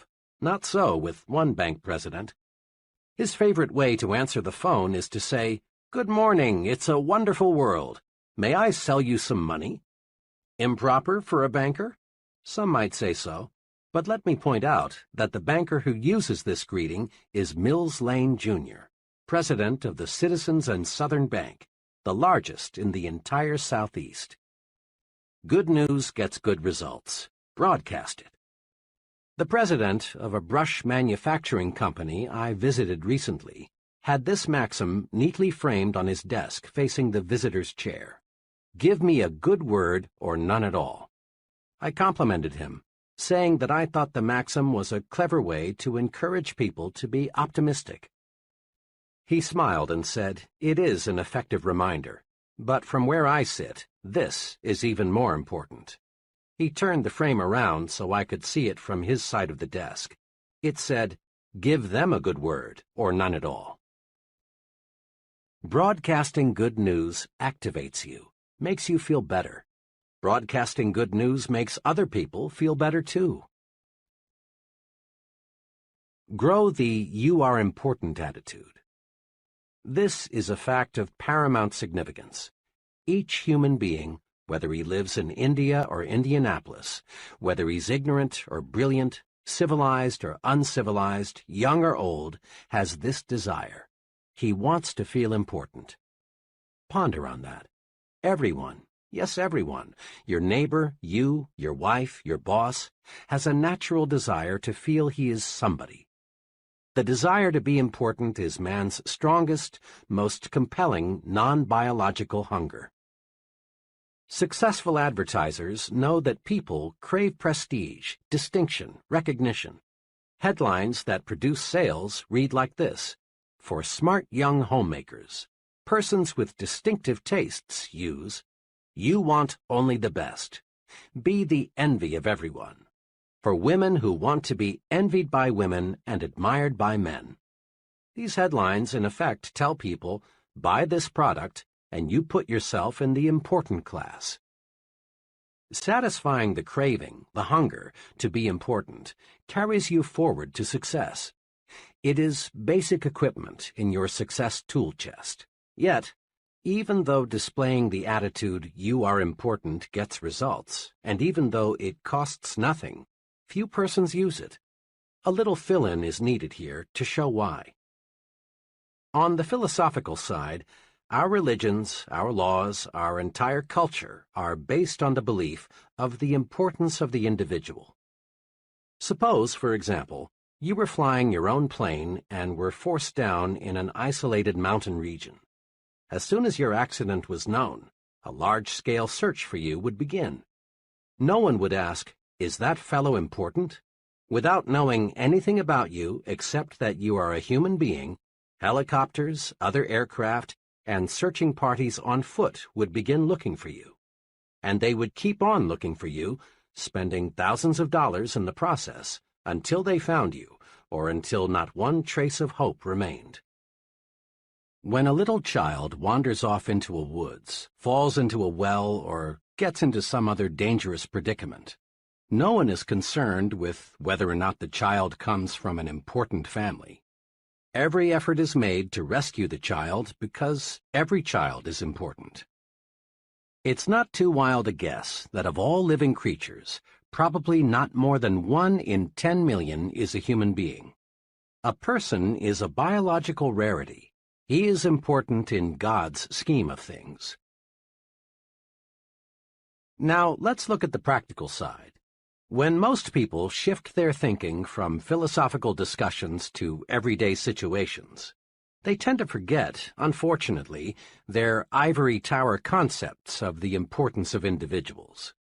Tomorrow, take a good look at how most people exhibit an attitude that seems to say, "You are a nobody, you count for nothing, you mean nothing, absolutely nothing to me." There is a reason why the "you are unimportant" attitude prevails. Most folks look at another person and think, "He can't do anything for me, therefore he's not important." But right there is where people make a basic blunder. The other person, regardless of his status or his income, is important to you, and for 2 giant dollars and cents reasons. First, people do more for you when you make them feel important. Years ago, in Detroit, I rode a certain bus to work each morning. The driver was an old grump. Dozens, maybe hundreds of times, I saw this driver pull away from the curb when a wildly waving, shouting, and running passenger was just a second or two from the door. Over a period of several months, I saw this driver show special courtesy to only one passenger, and this passenger was shown special courtesy many times. The driver would wait for this passenger. And why? Because this passenger went out of his way to make the driver feel important. Every morning he greeted the driver with a personalized, sincere, "Good morning, sir." Sometimes this passenger would sit near the driver and make little comments like, "You sure have a lot of responsibility. It must take nerves of steel to drive through traffic like this every day. You sure keep this thing on schedule." That passenger made the driver feel as important as if he were piloting a 180-passenger jet airliner. and the driver, in return, showed special courtesy to the passenger. It pays to make little people feel like big people. Today, in thousands of offices all over America, secretaries are helping salesmen make sales or lose sales, depending on how the salesman has treated them. Make someone feel important, and he cares about you. And when he cares about you, he does more for you. Customers will buy more from you, employees will work harder for you, associates will go out of their way to cooperate with you, your boss will do more to help you, if you will only make these people feel important. It pays to make big people feel even bigger. The big thinker always adds value to people by visualizing them at their best. Because he thinks big about people, he gets their best out of them. Here's the second giant reason for making others feel important. When you help others feel important, you help yourself feel important too. One of the elevator operators who carried me up and down for several months had the look of complete unimportance written all over. She was 50-ish, unattractive, and certainly uninspired in her work. It was obvious that her longing to be important was completely unfulfilled. She was one of the millions of people who live for months at a time without ever being given a reason to believe that someone notices them or cares about them. One morning, shortly after I became one of her regular uppers and downers, I noticed that she had had her hair redone. It was nothing fancy. It was obviously a homemade job. But it had been cut, and it did look better.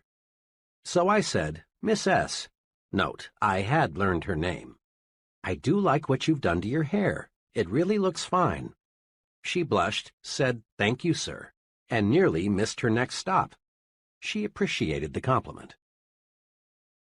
Next morning, lo and behold, when I stepped into the elevator, I heard, "Good morning, Dr. Schwartz." Not one time before had I heard this operator address anyone by name.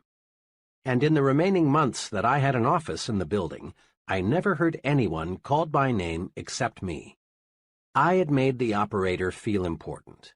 I had sincerely complimented her and called her by name. I had made her feel important.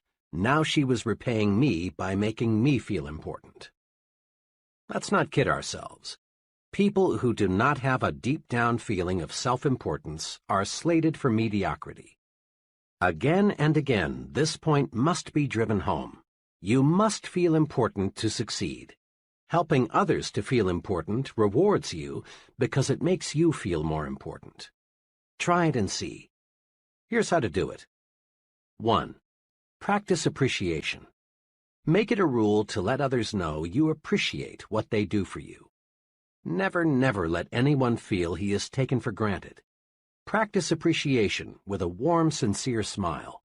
A smile lets others know you notice them and feel kindly toward them. Practice appreciation by letting others know how you depend on them. An earnest, "Jim, I don't know what we'd do without you" type of remark makes people feel necessary, and when they feel necessary, they do increasingly better work. Practice appreciation with honest, personalized compliments. People thrive on compliments, whether 2 or 20, 9 or 90. A person craves praise. He wants to be assured that he's doing a good job, that he is important. Don't feel that you should hand out praise only for big accomplishments. Compliment people on little things, their appearance, the way they do their routine work, their ideas, their loyal efforts. Praise by writing personal notes, complimenting people you know on their achievements. Make a special phone call or a special trip to see them. Don't waste time or mental energy trying to classify people as very important persons, or unimportant persons. Make no exceptions. A person, whether he is garbage collector or company vice president, is important to you. Treating someone as second class never gets you first-class results. 2. Practice calling people by their names. Every year, shrewd manufacturers sell more briefcases, pencils, Bibles, and hundreds of other items just by putting the buyer's name on the product. People like to be called by name. It gives everyone a boost to be addressed by name. Two special things you must remember: pronounce the name correctly and spell it correctly. If you mispronounce or misspell someone's name, that person feels that you feel he is unimportant. And here's one special reminder. When talking with people you don't know well, add the appropriate title: Miss, Mr., or Mrs. The office boy prefers Mr. Jones to just Jones. So does your junior assistant. So do people at every level. These little titles help tremendously to make people feel important. 3. Don't hog glory. Invest it instead. Just recently, I was a guest at an all-day sales convention. After dinner that evening, the vice president in charge of sales for the company passed out awards to the two district managers, a man and a woman, whose sales organizations had attained the best records for the year just ended. Then the vice president asked those district managers to take 15 minutes to tell the entire group how their organizations did so exceptionally well. The first district manager, who I later learned had been appointed a manager only 3 months before and was therefore only partially responsible for his organization's record, got up and explained how he did it. He conveyed the impression that his efforts, and his efforts alone, caused the sales increase. Remarks such as, "When I took over, I did such and such. Things were in a mess, but I cleared them up. It wasn't easy, but I just grabbed hold of the situation and wouldn't let go," characterized his talk. As he talked, I could see the increasing resentment gathering in the faces of his salesmen. They were being ignored for the sake of the district manager's personal glory. Their hard work, which was responsible for the sales increase, was completely unrecognized. Then the second district manager got up to make her short talk. But this lady used an entirely different approach. First, she explained that the reason for her organization's success was the wholehearted effort of her sales force. Then she asked each one to stand and paid a sincere personal compliment to each for his or her efforts. Note this difference. The first manager squandered the vice president's praise entirely on himself. In doing so, he offended his own people. His sales force was demoralized. The second passed the praise on to her sales force, where it could do more good. This manager knew that praise, like money, can be invested to pay dividends. She knew that passing the credit on to her salespeople would make them work even harder next year. Remember, praise is power. Invest the praise you receive from your superior. Pass praise on down to your subordinates, where it will encourage still greater performance. When you share praise, your subordinates know you sincerely appreciate their value. Here's a daily exercise that pays off surprisingly well. Ask yourself every day, what can I do today to make my wife and family happy? This may seem almost too simple, but it is amazingly effective. One evening, as part of a sales training program, I was discussing building the home environment for selling success. To illustrate a point, I asked the salesmen, who were all married, when was the last time, aside from Christmas, your wedding anniversary, or her birthday, that you surprised your wife with a special gift? Even I was shocked at the answers. Of the 35 salesmen, only one had surprised his wife in the past month. Many of the group answered between 3 and 6 months, and over a third said, "I can't remember." Imagine. And some men wonder why their wives no longer treat them like Mr. King with a crown. I wanted to impress these salesmen with the power of the thoughtful gift. The next evening, I arranged to have a florist appear just before the close of the session. I introduced him and leveled with them. I want each of you to discover what a little unexpected remembrance will do to build a better home environment. I've arranged with the florist for each of you to get a fine, long-stemmed red rose for just 50 cents. Now, if you don't have 50 cents, or if you think your wife isn't worth that, they laughed, I'll buy the flower for her myself. All I ask is that you take the rose to your wife, and then tomorrow evening tell us what happened. Don't, of course, tell her how you came to purchase this rose for her." They understood. Without exception, every fellow testified the next evening that the mere investment of 50 cents had made his wife happy. Do something special for your family often. It doesn't have to be something expensive. It's thoughtfulness that counts. Anything that shows that you put your family's interests first will do the trick. Get the family on your team. Give them planned attention. In this busy age, a lot of people never seem able to find time for their families. But if we plan, we can find it. One company vice president told me of this method, which he says works well for him. "My job carries a lot of responsibility, and I have no choice but to bring quite a lot of work home every night. But I will not neglect my family, because it's the most important thing in my life. It's the main reason I work as hard as I do. I've worked out a schedule that enables me to give attention to my family as well as to my work. From 7:30 to 8:30 every evening, I devote my time to my 2 young children. I play games with them, read them stories, draw, answer questions, anything they want me to do.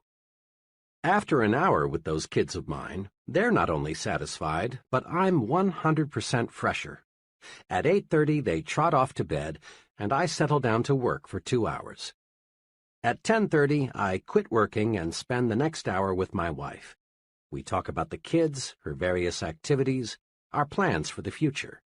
This hour, undisturbed by anything, is a wonderful way to cap off the day.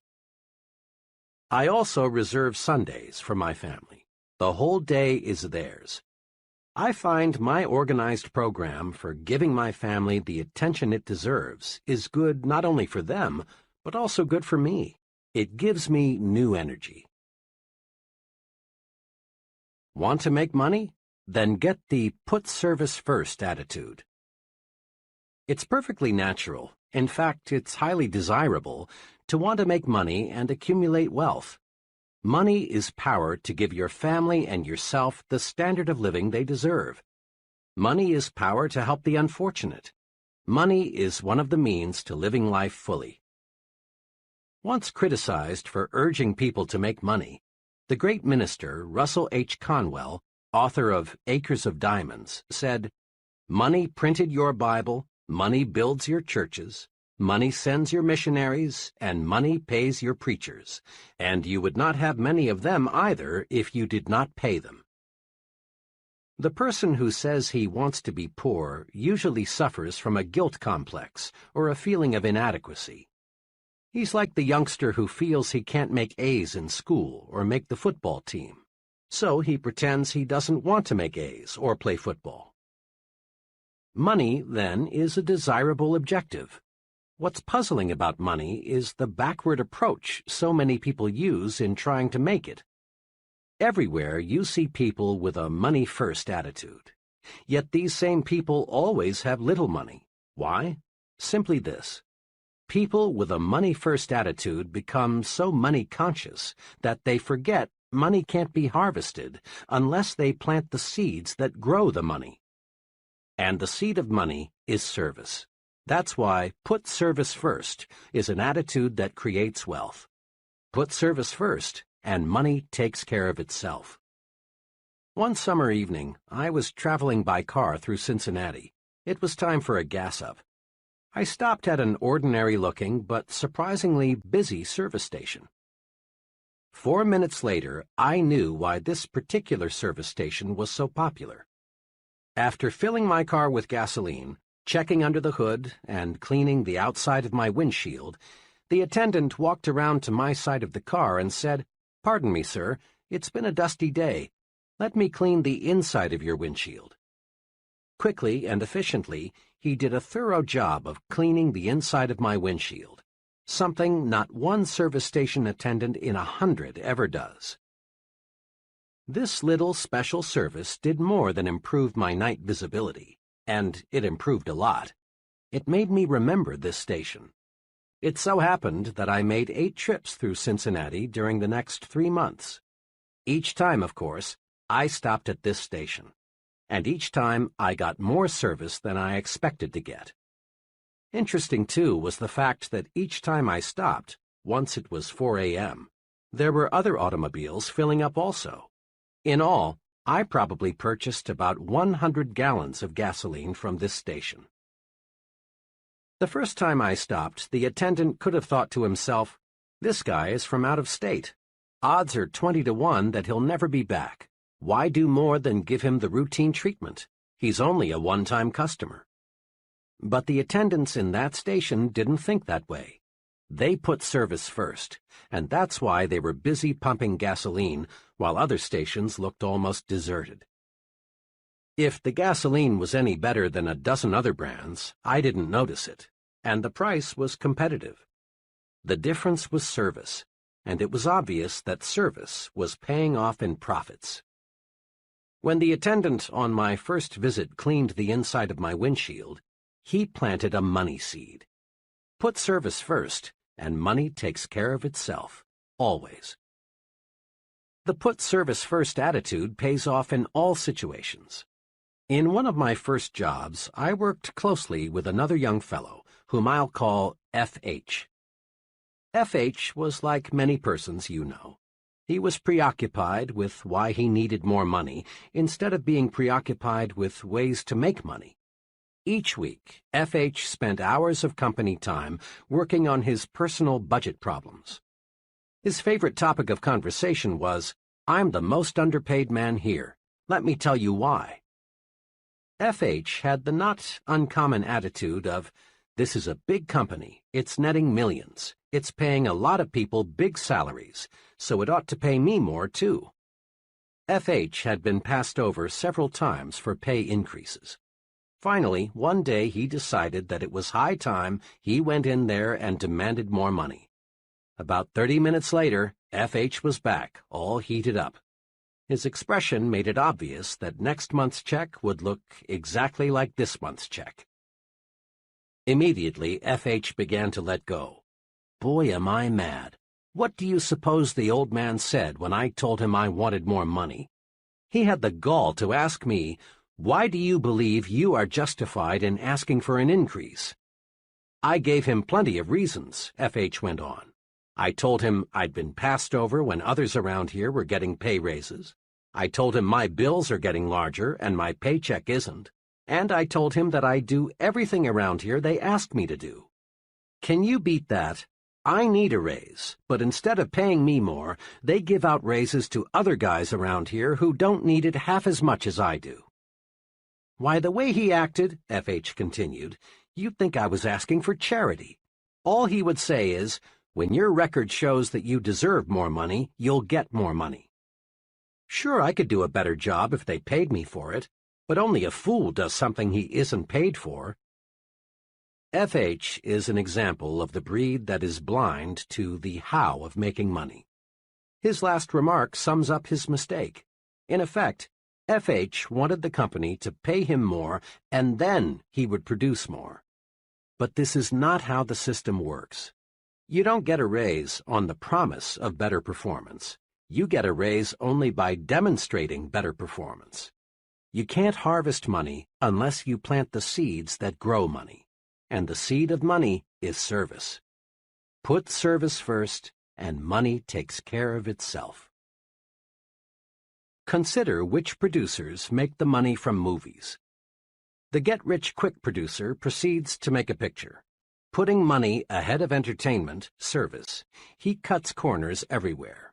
He buys a poorly written script and employs second-rate writers to adapt it. In employing actors, arranging sets, even recording sound, he puts money first. This producer thinks the moviegoer is a sucker, someone who can't tell good from bad. But the get-rich-quick producer seldom does get rich quick. There never is a bandwagon movement to buy anything second class, especially when it is given a first-class price. The producer who enjoys the largest profits from pictures puts entertainment ahead of money. Rather than chisel the moviegoer, he does everything possible to give people more and better entertainment than they expect to get. The result? people like the movie. It gets talked about, it gets good reviews, and it makes money.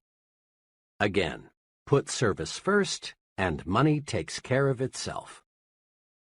The waitress who concentrates on giving the best possible service needn't worry about tips. They'll be there. But her counterpart who overlooks the empty coffee cups, why refill them? They don't look like tippers, won't find any gratuities. The secretary who resolves to make those letters look better than the boss expects will do all right on future paychecks. But the secretary who thinks, why worry about a few smudges? What do they expect for $65 a week? She is stuck at $65 a week. The salesman who gives full service to an account need harbor no fears he'll lose the account. Here is a simple but powerful rule that will help you to develop the put service first attitude. Always give people more than they expect to get. Each little extra something you do for others is a money seed. Volunteering to work late and get the department out of a tight spot is a money seed. Giving customers extra service is a money seed because it brings customers back. Advancing a new idea that will increase efficiency is a money seed. Money seeds, of course, grow money. Plant service and harvest money. Spend some time each day answering this question. How can I give more than is expected of me? Then apply the answers. Put service first, and money takes care of itself. In quick recap, grow attitudes that will carry you forward to success. 1. Grow the I'm activated attitude. Results come in proportion to the enthusiasm invested. 3 things to do to activate yourself are: dig into it deeper. When you find yourself uninterested in something, dig in and learn more about it. This sets off enthusiasm. Life up everything about you.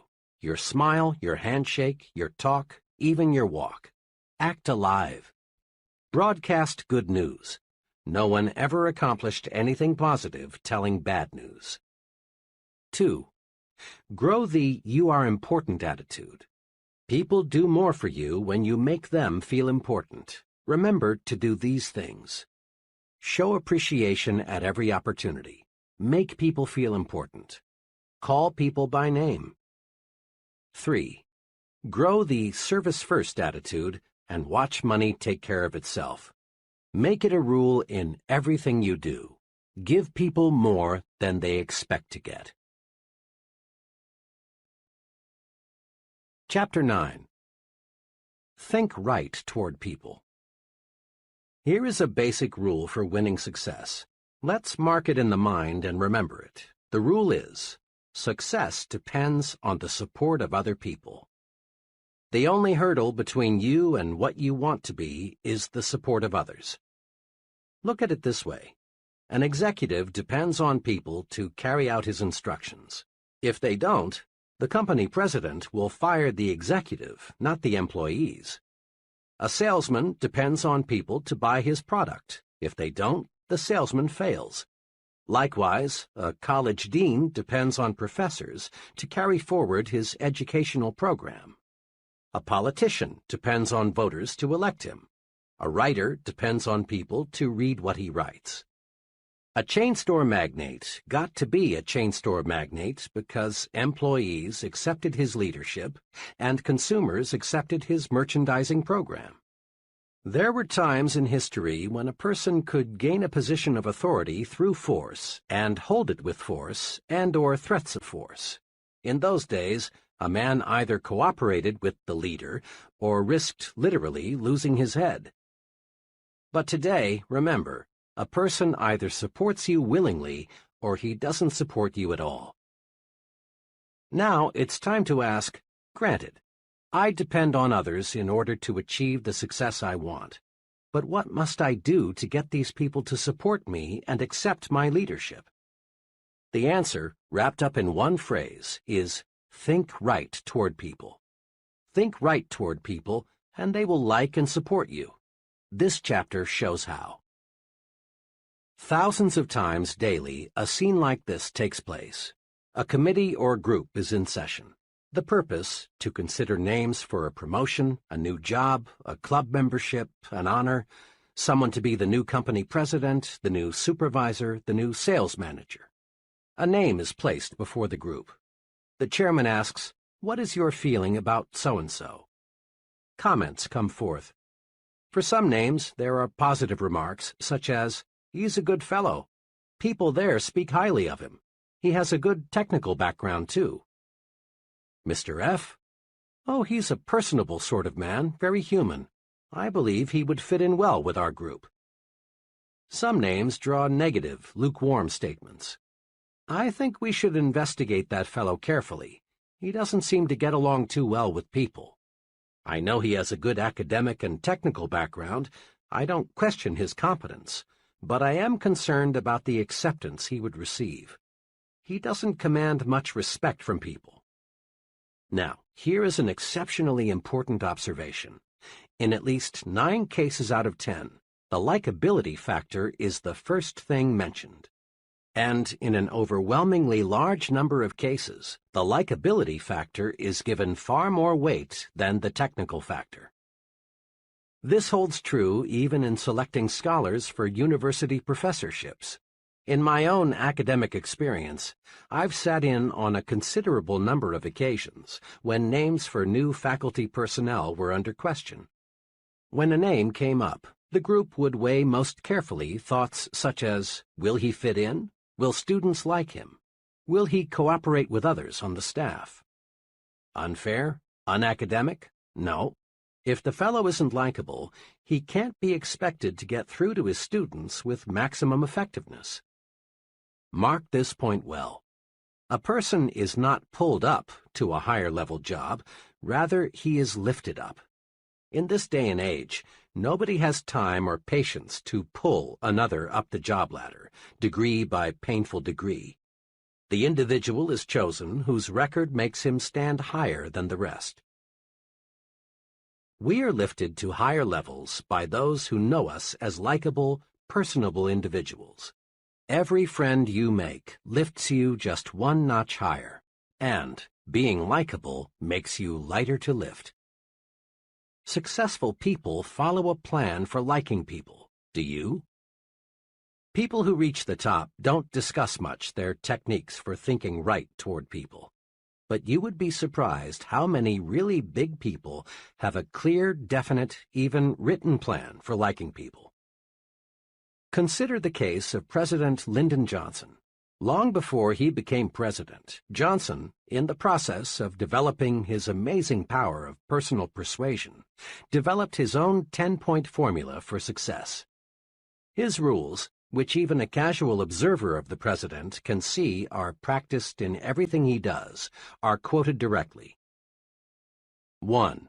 Learn to remember names.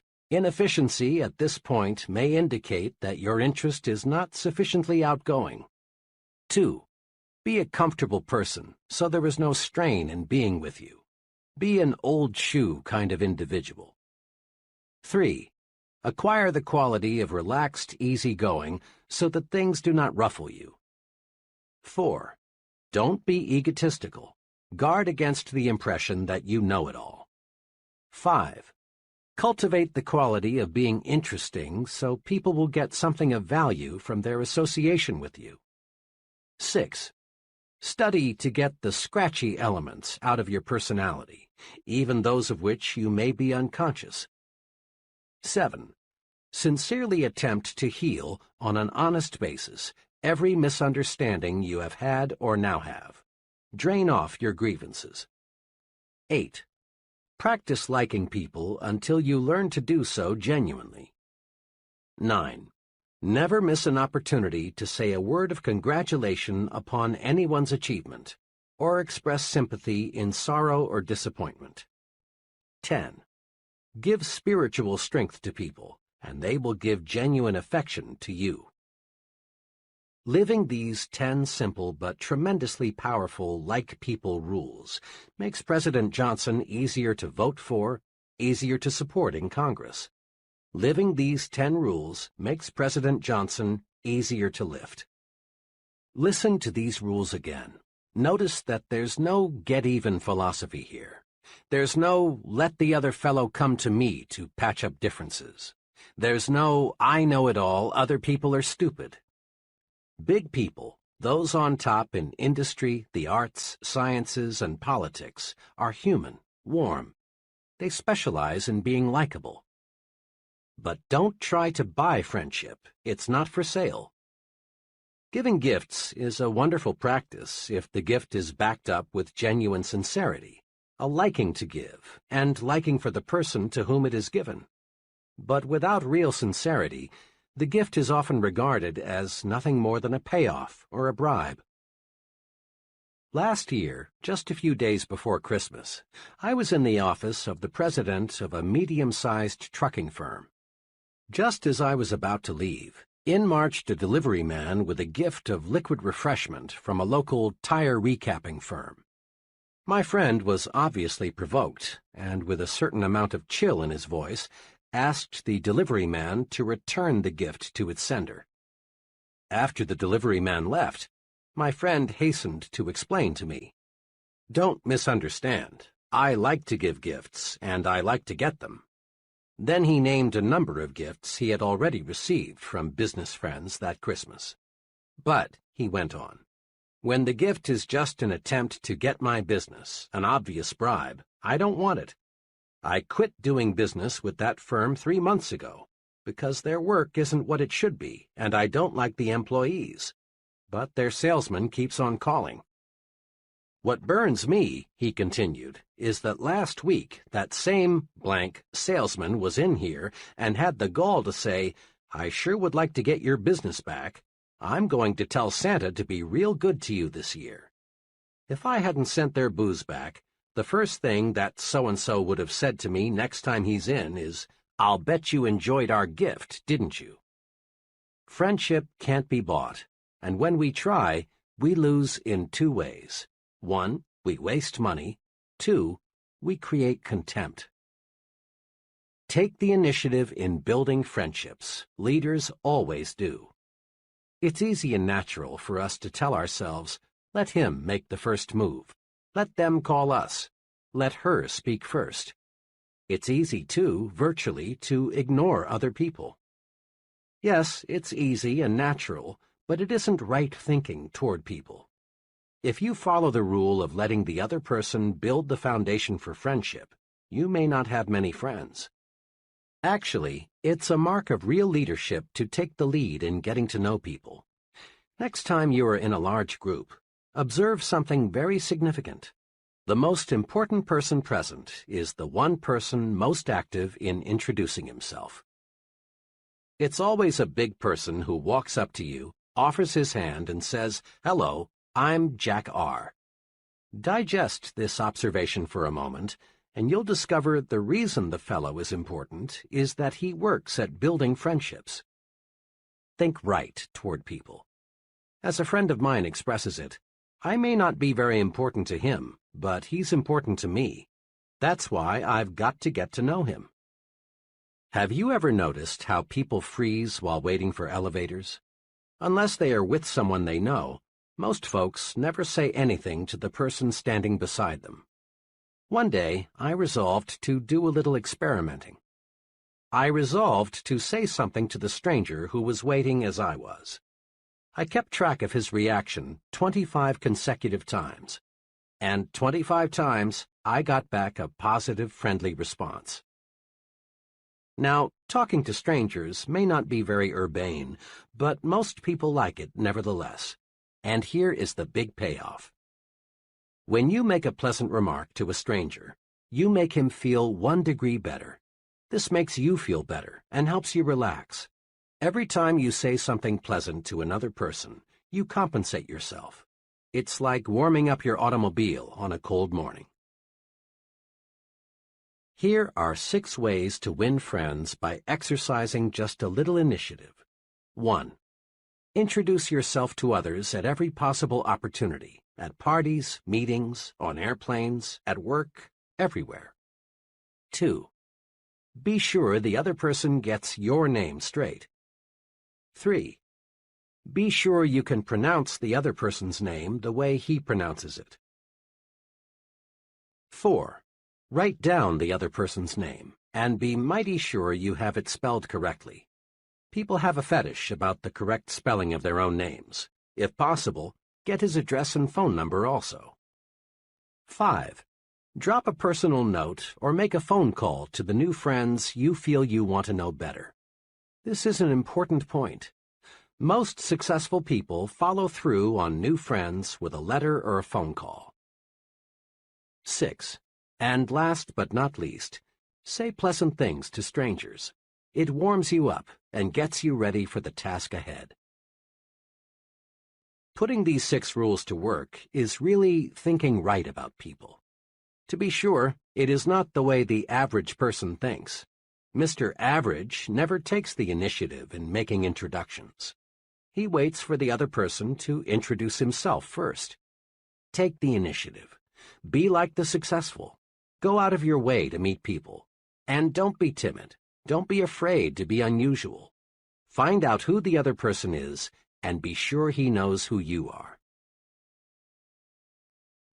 Recently, an associate and I were retained to do a preliminary screening of an applicant for an industrial sales job. We found the applicant, whom we'll call Ted, to have some good qualifications. He was exceptionally intelligent, made a fine appearance, and seemed to have a lot of ambition. But we found something that forced us to disqualify him, at least temporarily. Ted's big limitation was this: he expected perfection in other people. Ted was annoyed by many little things, like mistakes in grammar, people who were messy with cigarettes, people who had bad taste in clothes, and so on. Ted was surprised to learn this fact about himself, but he was eager to get into higher-paying work, and he asked whether there was anything we could tell him to help overcome his weakness. We made 3 suggestions. 1. Recognize the fact that no person is perfect. Some people are more nearly perfect than others, but no man is absolutely perfect. The most human quality about human beings is that they make mistakes, all kinds of them. 2. Recognize the fact that the other fellow has a right to be different. Never play God about anything. Never dislike people because their habits are different from your own, or because they prefer different clothes, religion, parties, or automobiles. You don't have to approve of what another fellow does, but you must not dislike him for doing it. 3. Don't be a reformer. Put a little more live and let live into your philosophy. Most people intensely dislike being told you're wrong. You have a right to your own opinion, but sometimes it's better to keep it to yourself. Ted conscientiously applied these suggestions. A few months later, he had a fresh outlook. He now accepts people for what they are, neither 100% good nor 100% bad. Besides, he says, the things that used to annoy the heck out of me I now find amusing. It finally dawned on me what a dull world this would be if people were all alike and everybody was perfect. Note this simple but key fact: no person is all good and no person is all bad. The perfect person just doesn't exist. Now, if we let our thinking go uncontrolled, we can find much to dislike in almost anyone. By the same token, if we manage our thinking properly, if we think right toward people, we can find many qualities to like and admire in the same person. View it this way. Your mind is a mental broadcasting station. This broadcasting system transmits messages to you on 2 equally powerful channels, Channel P, positive, and Channel N, negative. Let's see how your broadcasting system works. Suppose that today your business superior, we'll call him Mr. Jacobs, called you into his office and reviewed your work with you. He complimented you on your work, but he also made some specific suggestions on how you can do it better. Tonight, it's only natural for you to recall the incident and do some thinking about it. If you tune in Channel N, the announcer will be saying something like this: "Watch out! Jacobs is out to get you. He's a crab. You don't need any of his advice. To heck with it. Remember what Joe told you about Jacobs? He was right. Jacobs wants to grind you down like he did Joe. Resist him. Next time he calls you in, fight back. Better still, don't wait. Tomorrow, go in and ask him just what he really meant by his criticism. But tune in Channel P, and the announcer will say something along these lines. You know, Mr. Jacobs is a pretty good fellow. Those suggestions he made to me seem pretty sound. If I put them to use, I can probably do a better job and position myself for an increase. The old boy did me a favor. Tomorrow I'll go in and thank him for his constructive help. Bill was right. Jacobs is a good man to work with. In this specific case, if you listen to Channel N, you're almost certain to make some bad, perhaps fatal mistake in your relations with your superior. But if you are tuned to Channel P, you are definitely certain to benefit from your superior's suggestions and at the same time draw yourself closer to him. He will appreciate that visit. Try it and see. Bear in mind that the longer you stay tuned to either Channel P or Channel N, the more interested you become and the harder it is to switch channels. This is true because one thought, positive or negative, sets off a whole chain reaction of similar thought. You may, for example, start off with such a simple minor negative thought as a person's accent, and find yourself soon thinking negatively about such unrelated topics as his political and religious beliefs, the car he drives, his personal habits, his relationship with his wife, even the way he combs his hair. And thinking this way surely won't get you where you want to go. You own it, so manage your thought broadcasting station.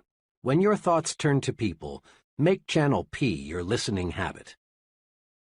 If Channel N cuts in, say stop, then switch channels. To make the switch, all you must do is think of one positive quality about the individual. In true chain reaction style, this one thought will lead to another and another, and you will be glad. When you are alone, you and only you can decide whether you will listen to Channel P or Channel N. But when you are talking with someone else, that person has a measure of control over how you think. We must remember that most people do not understand the concepts of thinking right toward people. So it's a very common experience for people to come rushing to you, just aching to say something negative about a person you both know. A coworker wants to tell you about the objectionable qualities of another employee. A neighbor wants to let you know the domestic problems of another neighbor. Or a customer wants to itemize the faults of his competitor, whom you will call on next. Thoughts breed like thoughts. There is real danger that if you listen to negative comments about another person, you too will go negative toward that person. In fact, if you are not on guard, you may actually find yourself adding fuel to the fire with, "Yes, and that's not all. Did you hear?" type of comment. These things backfire, boomerang. There are two ways to prevent others from switching us from Channel P to Channel N. One way is to switch topics as quickly and quietly as possible with some remark like, "Pardon me, John, but while I think of it, I've been meaning to ask you." A second way is to excuse yourself with a, "Sorry, John, I'm late now," or, "I've a deadline to meet. Will you excuse me?" Make a forceful promise to yourself. Refuse to let others prejudice your thinking. Stay tuned to Channel P. Once you've mastered the technique of thinking only good thoughts about people, greater success is guaranteed. Let me tell you what an unusually successful insurance salesman told me about how thinking good thoughts about people pays off for him. "When I first got in the insurance business," he began, "the going was tough, believe me. At first, it seemed there were about as many competing agents as there were prospects. And I soon learned what all insurance men know, that 9 prospects out of 10 firmly believe they don't need any more insurance. I'm doing well.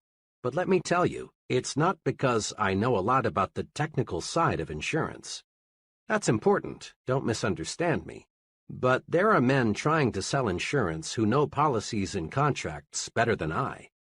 In fact, I know one man who wrote a book about insurance, but he couldn't sell a policy to a man who knew he had only 5 days to live. My success, he continued, is based on one thing. I really like the guy I'm selling. Let me say again, I really like him. Some of my fellow salesmen try to pretend they like the other fellow, but this won't work. You can't even fool a dog. Your mannerisms, eyes, facial expressions, all spell PHONY when you pretend. Now, when I'm gathering information about a prospect, I do what every other agent does. I get his age, where he works, how much he makes, how many kids he's got, and so on. But I also get something else, which most salesmen never search for. That is, some sound reasons why I can like the prospect. Maybe the job he's doing will supply the reason, or perhaps I can find it someplace in his past record.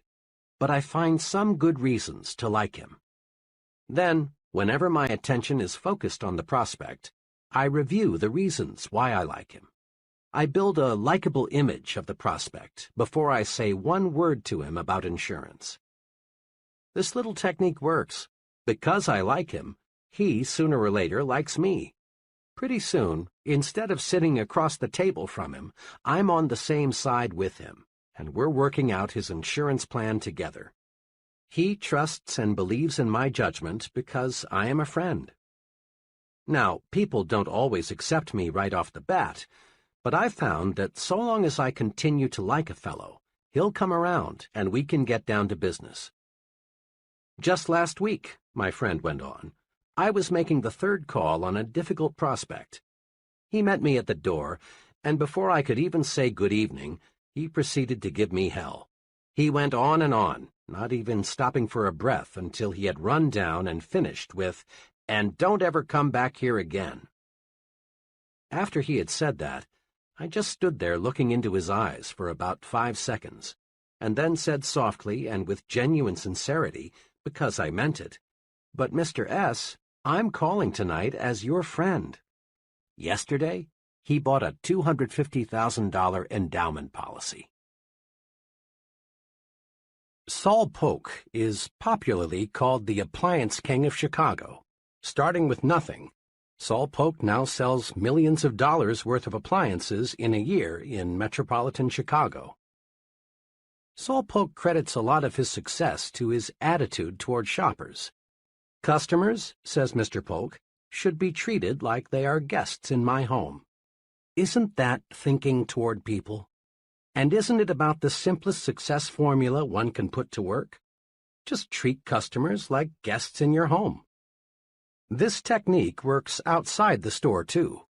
Substitute the word employees for customers so that it reads, "Employees should be treated like guests in my home."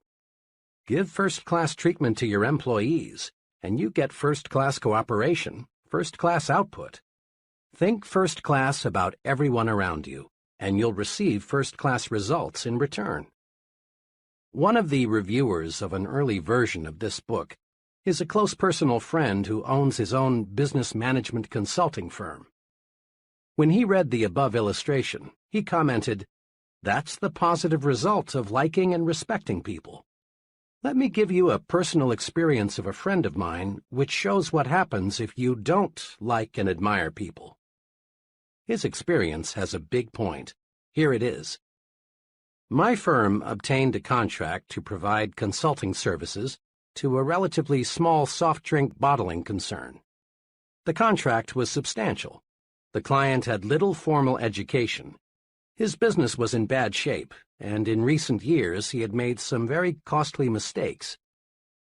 3 days after we had got the contract, an associate and I were driving out to his plant, which was about 45 minutes from our offices.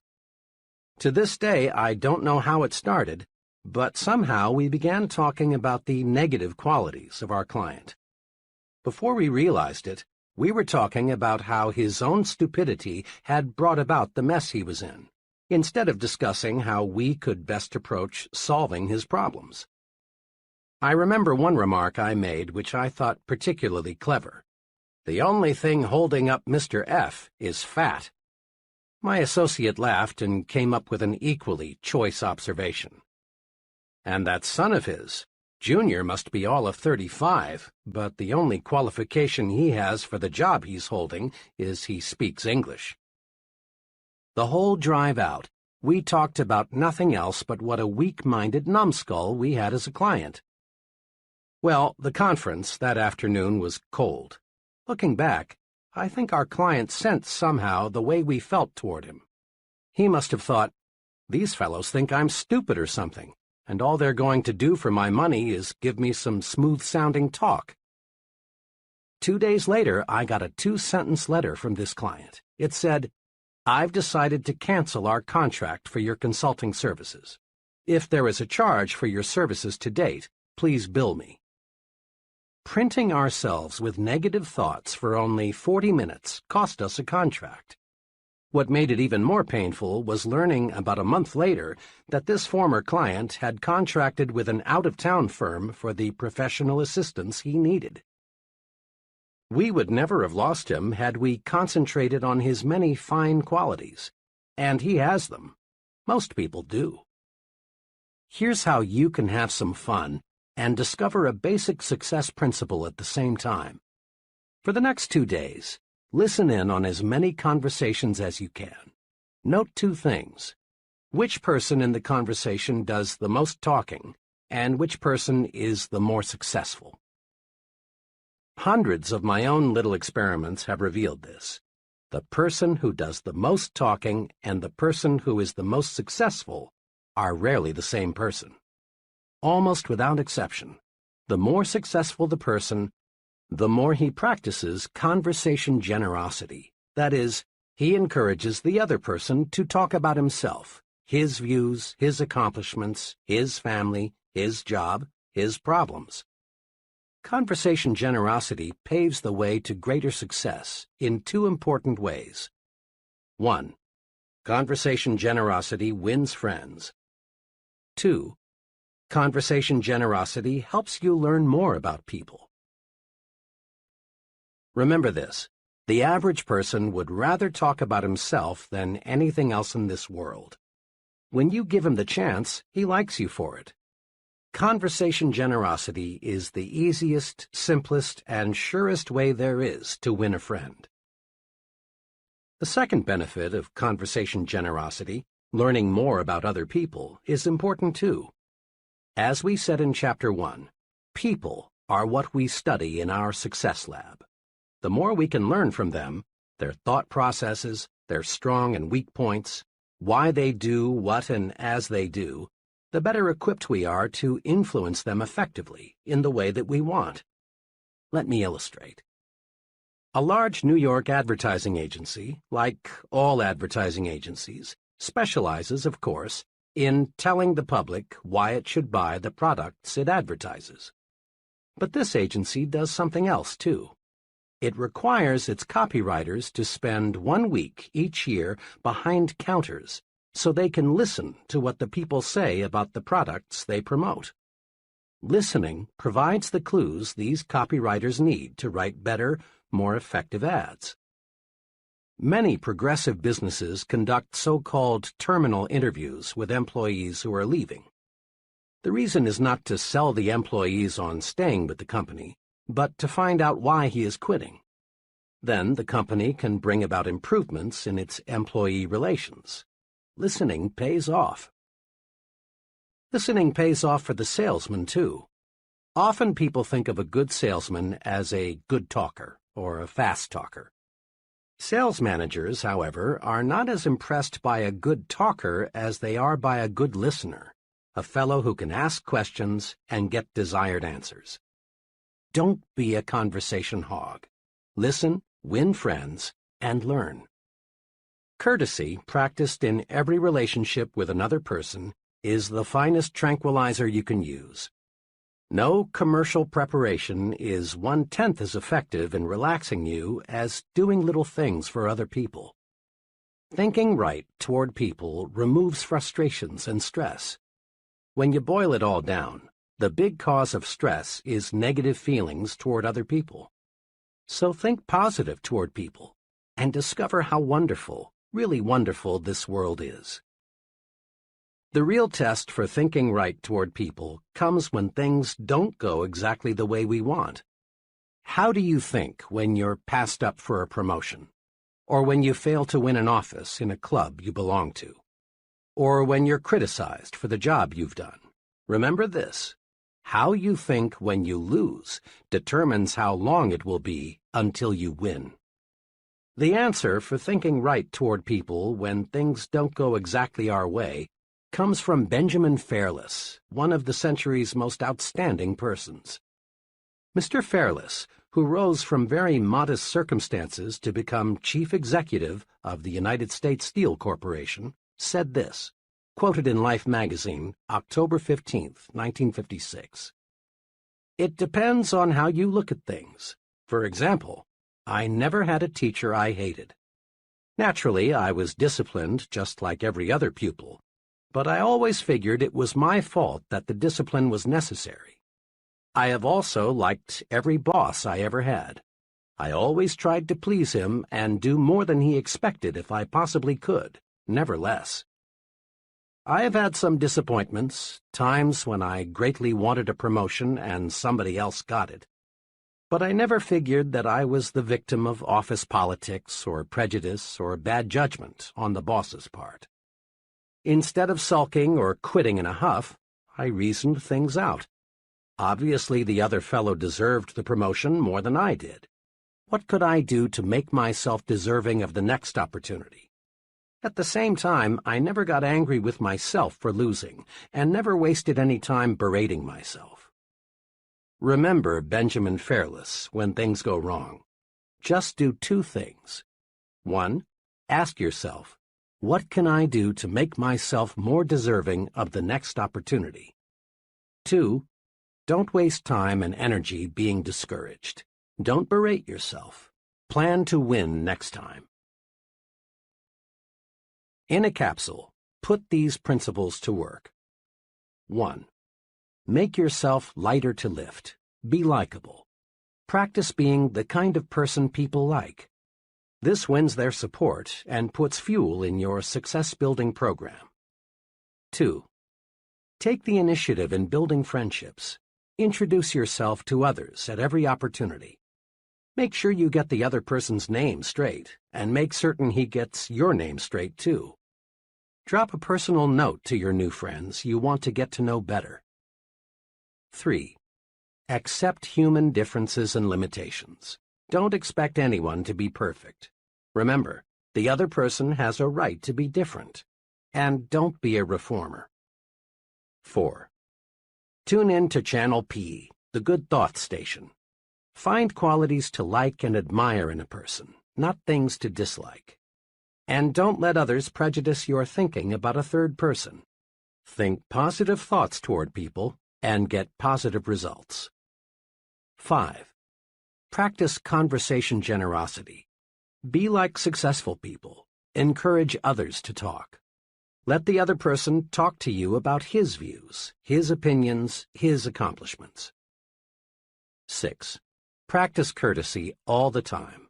It makes other people feel better. It makes you feel better, too. 7. Don't blame others when you receive a setback. Remember, how you think when you lose determines how long it will be until you win.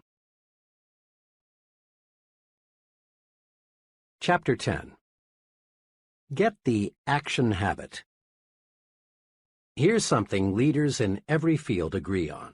There is a shortage of top-flight, expertly qualified persons to fill key positions. There really is, as the saying goes, plenty of room at the top. As one executive explained, there are many almost qualified people, but there is one success ingredient often missing.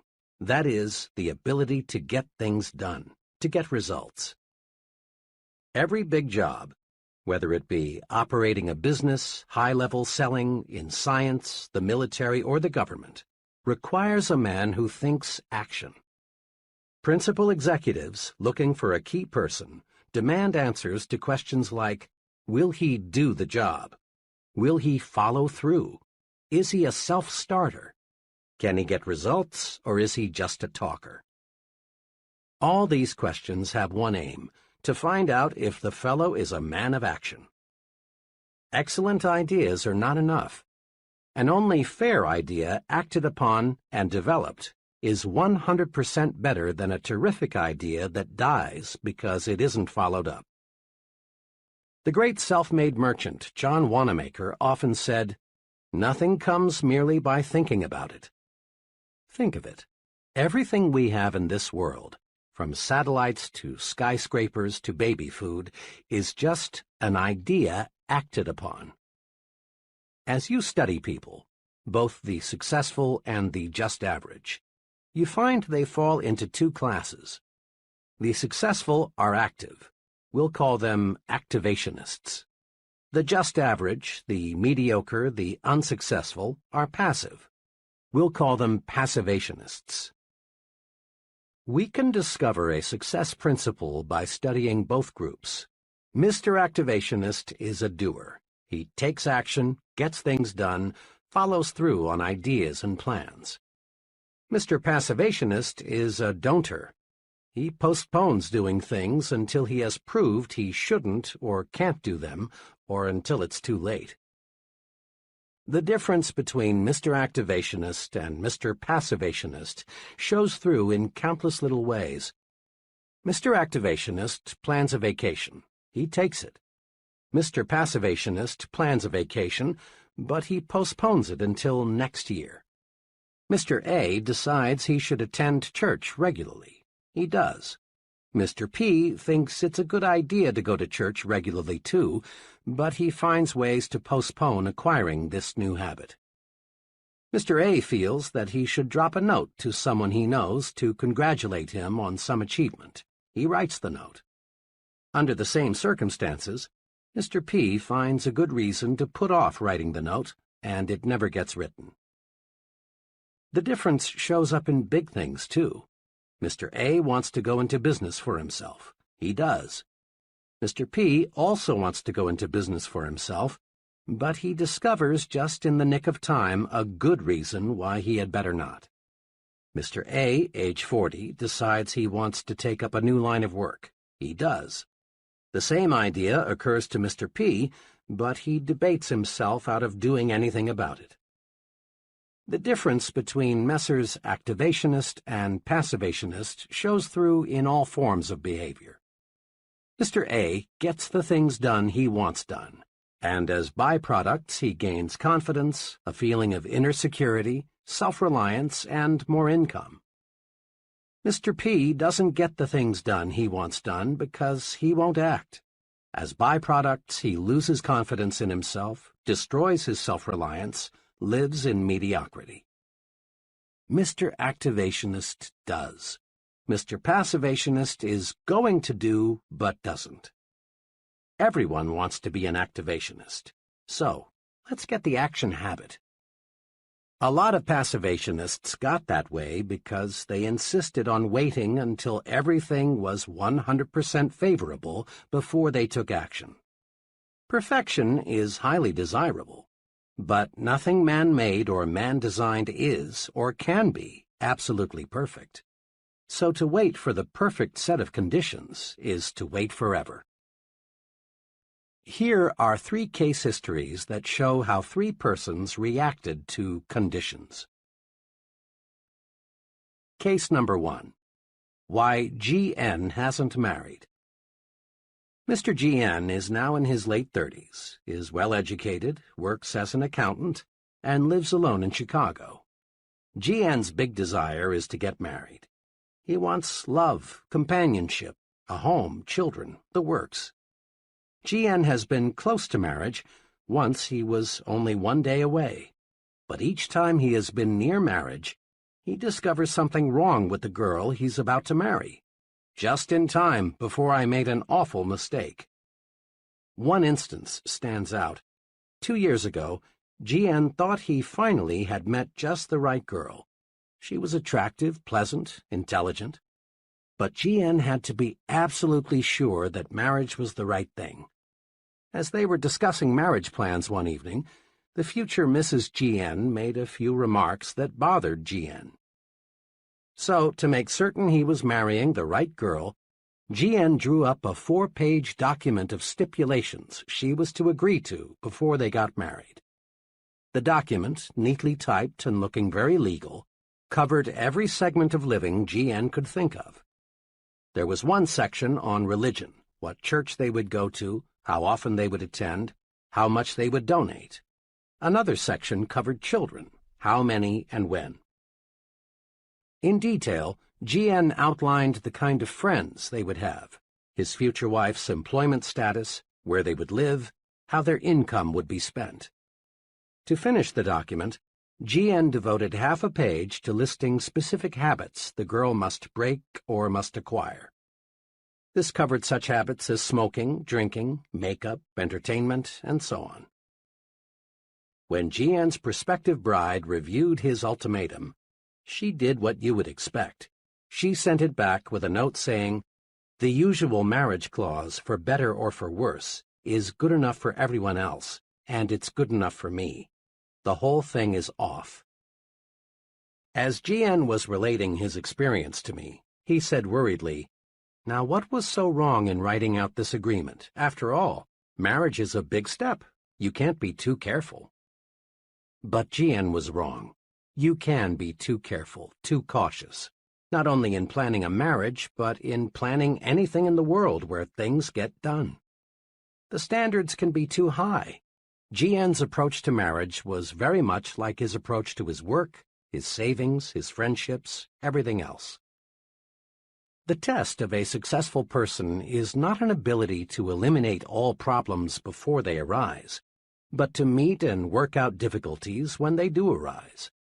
We must be willing to make an intelligent compromise with perfection, lest we wait forever before taking action. It's still good advice to cross bridges as we come to them. Case number 2. Why JM lives in a new home. In every big decision, the mind battles with itself, to act or not to act, to do or not to do. Here's how one young fellow elected to act and reaped big rewards.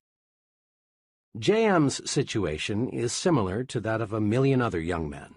He is in his 20s, has a wife and child, and still has only a modest income. Mr. and Mrs. JM lived in a small apartment. Both wanted a new home. They wanted the advantage of more space, cleaner surroundings, a place for the youngster to play, and a chance to build up equity in their own property. But there was a hitch to buying a new home, the down payment. One day, as JM was writing next month's rent check, he became very disgusted with himself. He observed that the rent payment was as much as monthly payments on a new home. JM called his wife and said, "How would you like to buy a new home next week?" "What's got into you?" she asked. "Why make jokes? You know we can't. We haven't even got the money for the down payment." But JM was determined. There are hundreds of thousands of couples like us who are going to buy a new home someday, but only about half of them ever do.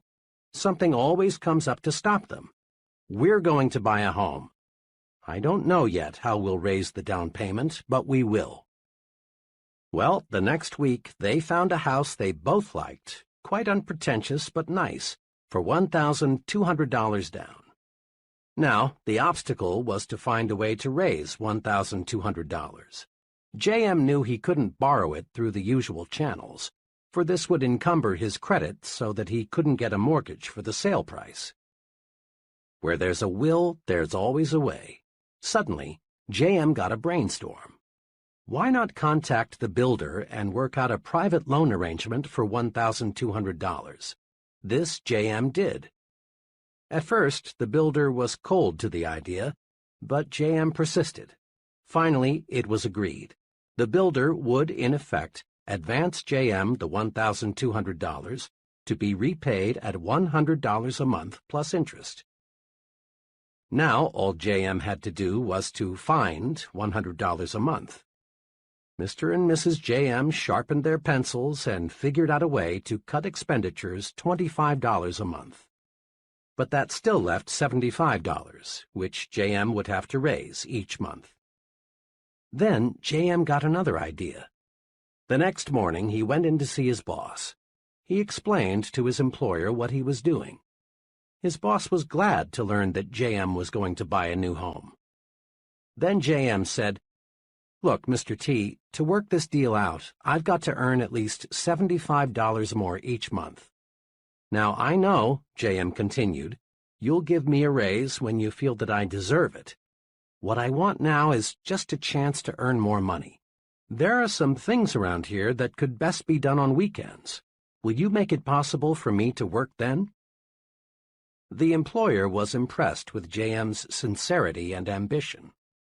He proposed a way for J.M. to work 10 extra hours each weekend, and Mr. and Mrs. J.M. moved into their new home.